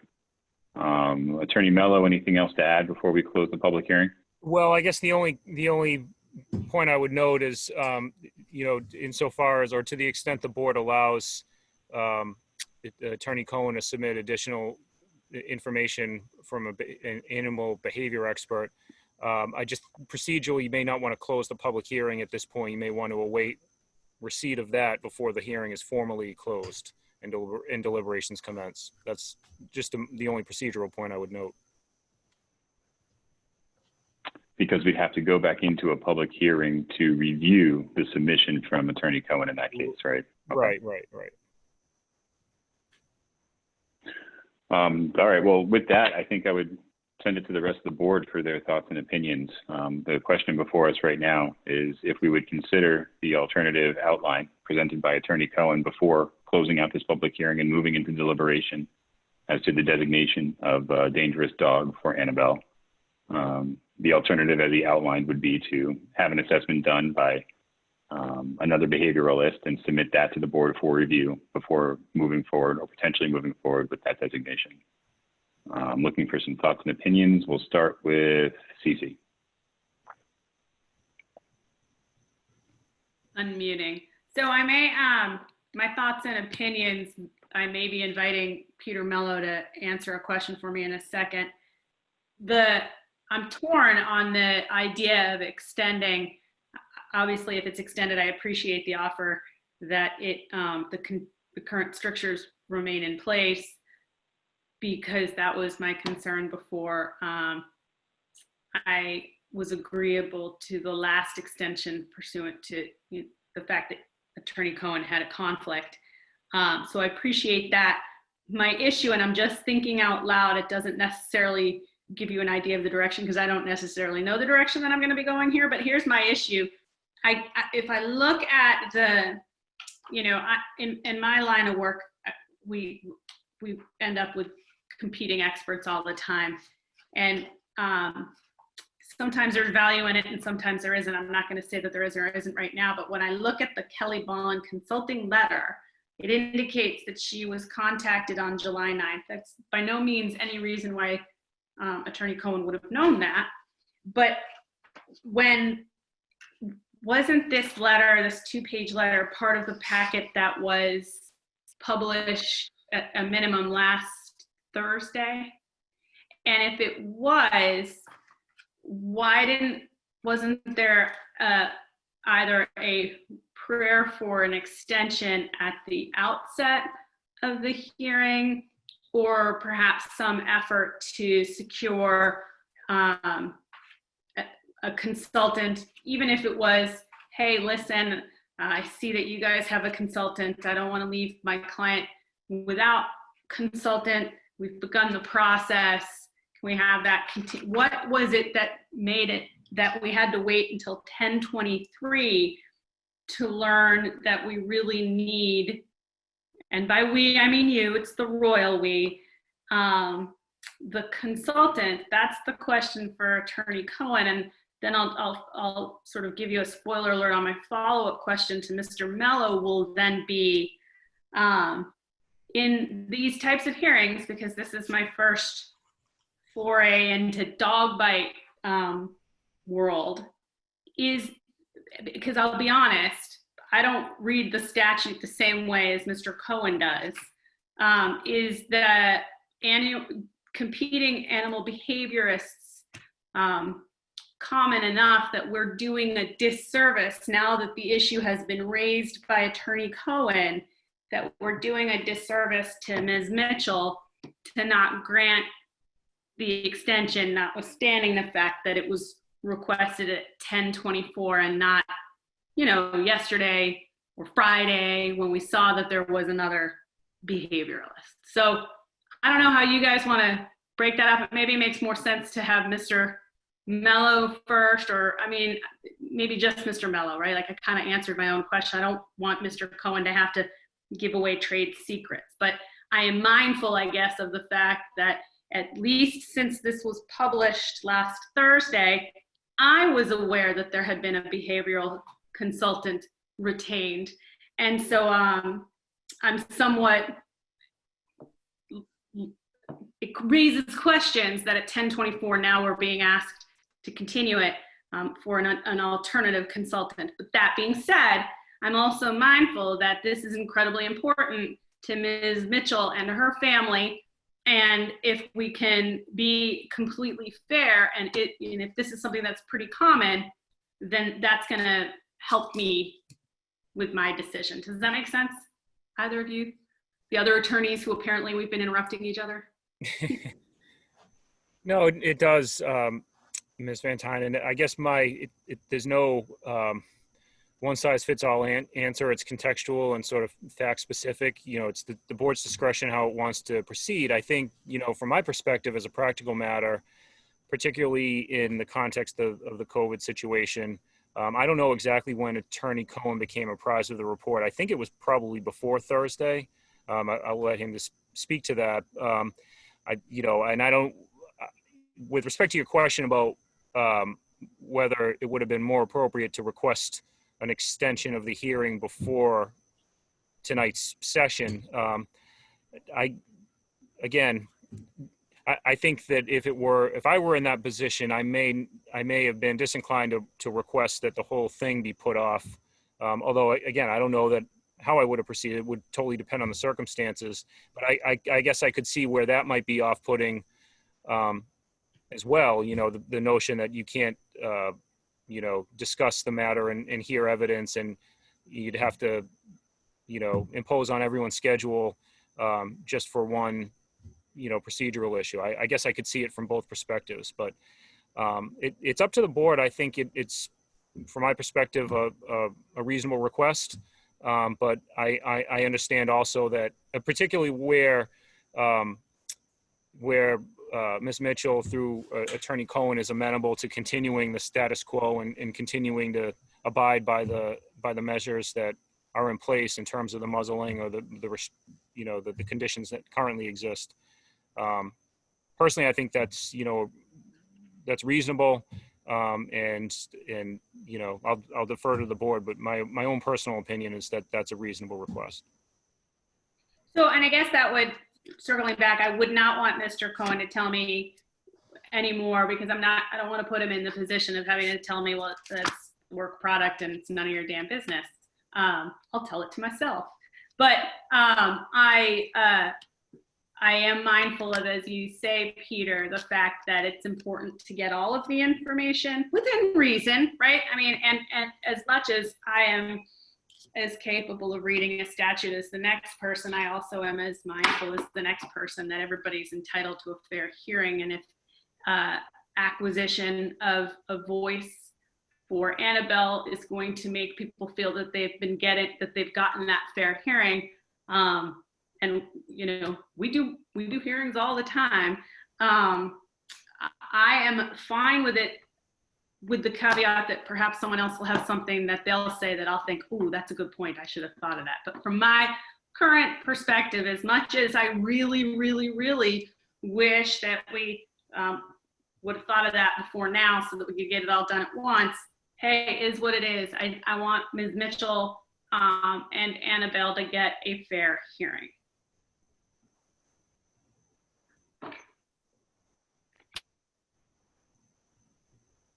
Thanks, Cece. Anita, your thoughts? Well, I agree very much with the idea of a fair hearing, and I would hate for Ms. Mitchell to walk away saying we didn't give her a chance to present everything that she needed to present. I'm a dog owner too. My dogs are rescue as well, and I understand and can see how beautiful she is. I would just say that I also am very opposed to the idea of saying, well, we'll wait till she moves out of town and just keep this in place, because I think that's irresponsible. I think it's our responsibility to come to a decision, and that we need to decide based on all the available information whether this is or isn't. I know if a family moved here from Medway that had bitten another dog, bitten a child, and potentially bitten another child and moved in, we would be a little bit cranky that the other town hadn't handled that. So I think we have a responsibility to come to a decision, but I'm very agreeable because I don't want to do, I definitely want to make sure that we've done this properly. And so I would just add a last thought to that, and that is, when we reconvene after we have that report, I would hope that we could jump to this point of the agenda and not go back through a whole bunch, I guess, in terms of the interest of time. Would we, I guess maybe it's more of a question, would we get that report and then the board would deliberate?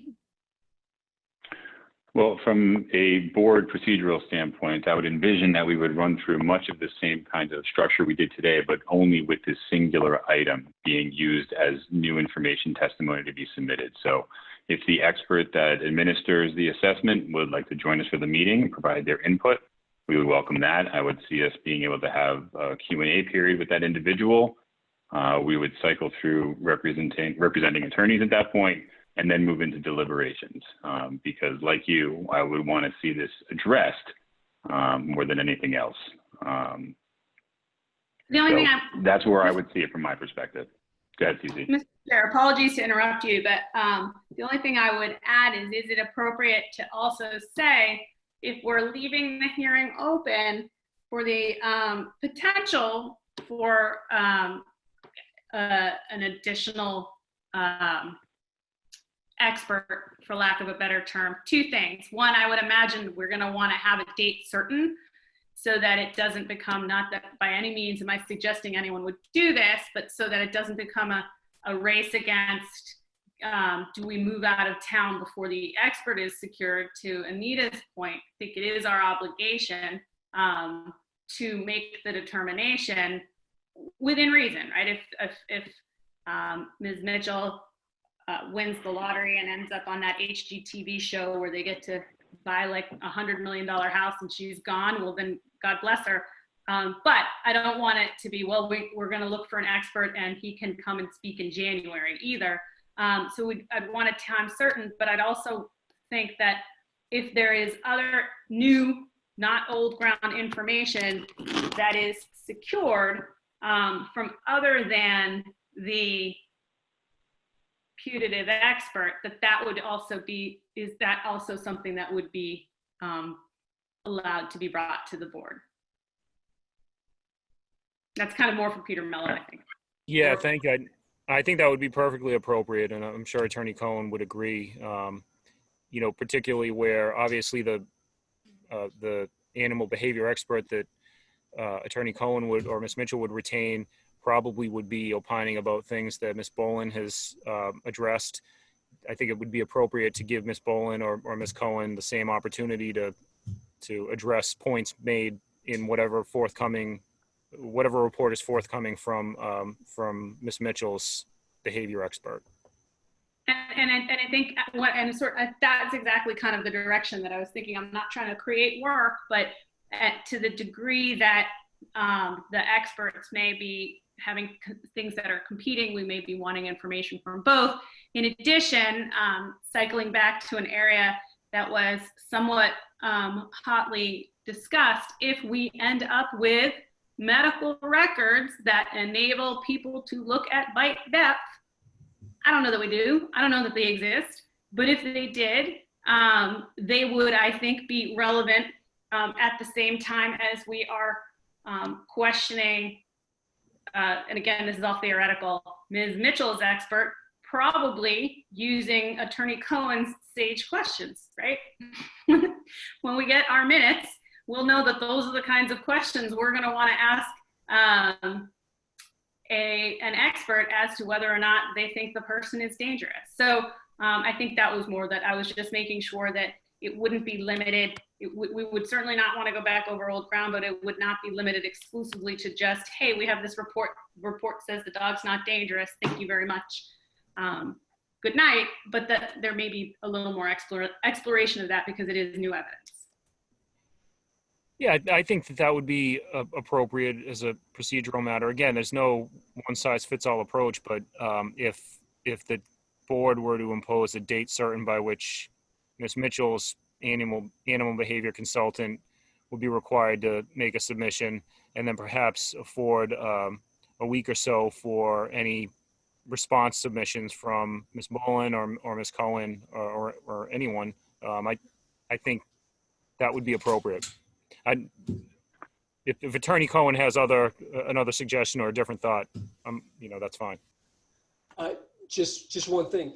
If this expert, whoever we hire, says, you know what, this is a dangerous dog, I mean, you can go on with the hearing, but that's good enough for me. And I would submit that report and say, hey, here's what the person said. So we may not need to have a full, well, you can figure out procedurally how to do that. But my word is that if this says, look, you got a dangerous dog here, then I accept that. And my client would have to accept that. I guess one other just logistical point, and subject to Attorney Cohen's thoughts, would it make sense to ask anybody who would like to submit information that Ms. Mitchell's animal behavior consultant would review in connection with the analysis? I assume that would be fine, Attorney Cohen, from your perspective. Yeah, I think they have to have the full picture. And I hate for the Sikowskis to have to relive this, but to the extent that it can, it's their choice what they want to submit. But if anybody, we would submit that to the expert. He or she has to see the whole thing. Blythe, I see you have your hand up. Did you have something to contribute? Two things. One, I just wanted to make the board aware that Attorney Cohen had asked for any records that we had as early as possible in the process, and we did forward Ms. Boland's report a week ago on July 20th. The other point I just wanted to make, I don't believe that anyone's construing that this should be drawn out until when Ms. Cohen says she's going to move, but I think the board is aware from all the information that you have that you can't banish the dog from the town, and I wouldn't want anyone to think that that is a direction that the board is heading. So I just want to make sure everyone is aware of that. Thank you. Yeah, that's an Blythe, before you go back on mute, hold on one second, Peter. Blythe, before you go back on mute, our meeting schedule for the next 2 months has us meeting on August 7th, and then what is the first meeting in September? It's at August 11th and September 1st. Thank you. I'm sorry, Peter, go ahead. Oh, no, nothing to add. I just wanted to echo Blythe's sentiments. That's an excellent point. So, thank you. From my perspective, I'm inclined to do whatever we can to get the full scope of information to make the most knowledgeable and educated decision we can, given the severity of, the potential decision that lays before us. It was a lot more attractive to me before we opened it up to the many levels of review and reassessment and questioning.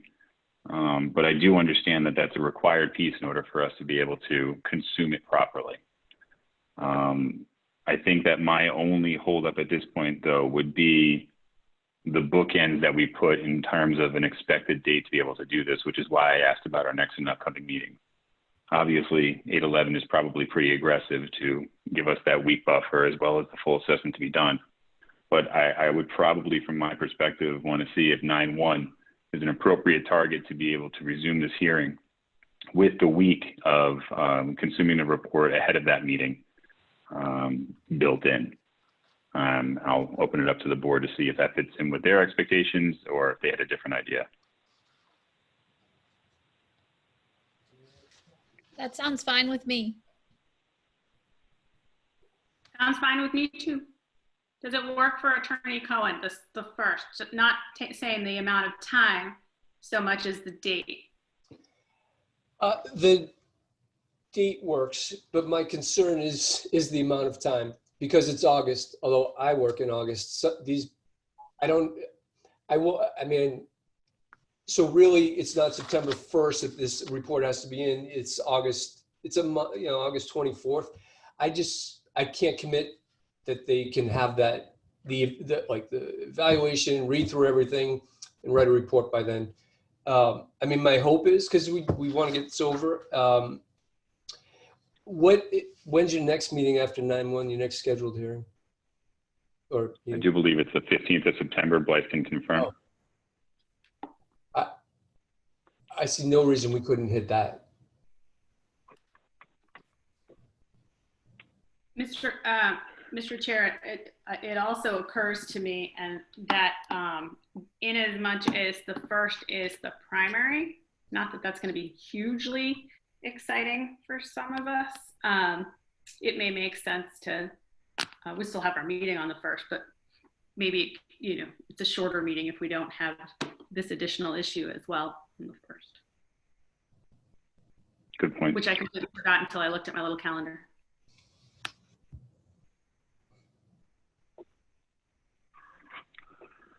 Okay, so the current proposal before the board is to continue this public hearing to 9:15, at which point we will be able to take into consideration a third-party behavioral assessment of Annabelle, which we would have in our hands before the 8th of September, giving us appropriate time to be able to review, and at which time we will open up the public hearing once again to review that and any other new information related to this issue. Does that make sense to all parties involved? I see Blythe doing the hand wave. Go right ahead. I just want to make sure everyone's clear on the dates. I agree with you that our office receiving it so that we can properly post the meeting for the 15th is fine, but we probably need to back up a week from that if anyone else, such as Ms. Boland, needs to review it as well. So we can get, she or anyone else has a chance to review it and provide their comments to the board also in time to package this up, because we would be posting it by 6 o'clock on the 10th. So I think we need to just everyone realize that there's a back up a week from there.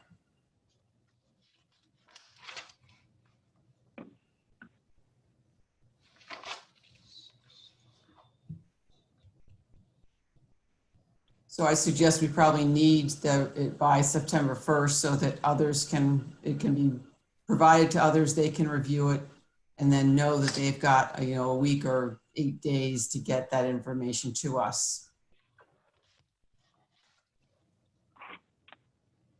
So our overlap with the primary election aside, Attorney Cohen, that gives you an extra week from the original proposal. Is that agreeable? So what if we made the report due?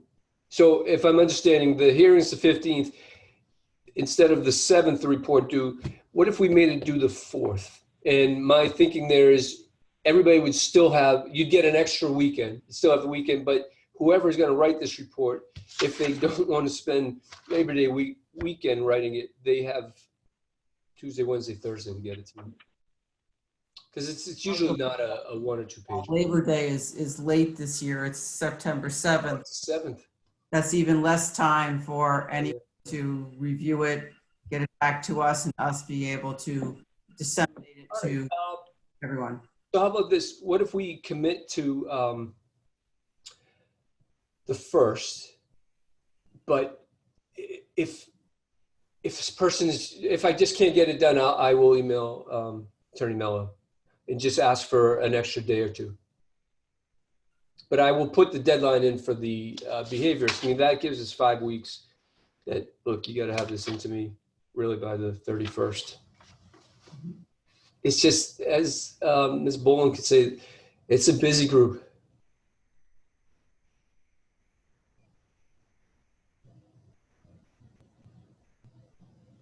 Mr. Wiechowski, go ahead. Thank you. Sorry, at some point my internet, my computer died, so I'm on my phone for a second. A couple of questions. One is, I totally appreciate the scheduled conversation going on now. I just look back at my own calendar, and it looks like the time we're now saying to get a secondary one, animal behavior specialist put in place is potentially longer than we have from the original request for a dangerous dog hearing. And I don't quite follow why it's harder now for an attorney who specializes in this, who probably has someone ready to go to. Just a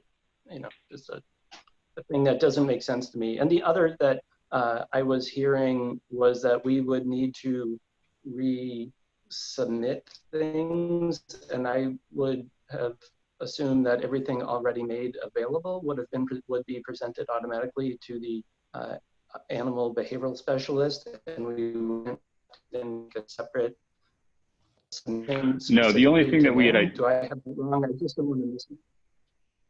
Yeah, so the only thing that we were talking about submitting as new would be new information. So if there was anything that was relative to the hearing that we haven't seen up until this point, we wanted to make sure we weren't going to close that door for anything that could be taken under consideration if we were to continue the hearing. There was nothing as far as a requirement of submitting anything that's already been submitted to any of the people involved in the next steps.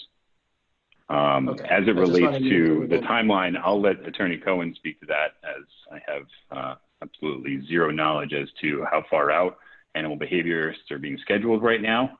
So Attorney Cohen, is there anything that you'd like to contribute there? Sure. So Stephanie Bourneswell at Tufts, she's booking in November. Nick Dodman, he'd book now, but he'd also charge $1,000 an hour. So I want to find some. They're busy folks. In fact, if Ms. Boland has a suggestion, we'd take that too. I don't ever have anybody just lined up, but I know in trying to schedule these things, they're months and months out. So to Mr. Bichkowski's point, I will call in a favor and try to get this done, but sometimes they just don't have the spot to do it now. I think this timeline is kind of tight, but because part of this is I want the person to be able to evaluate the dog, to see the dog.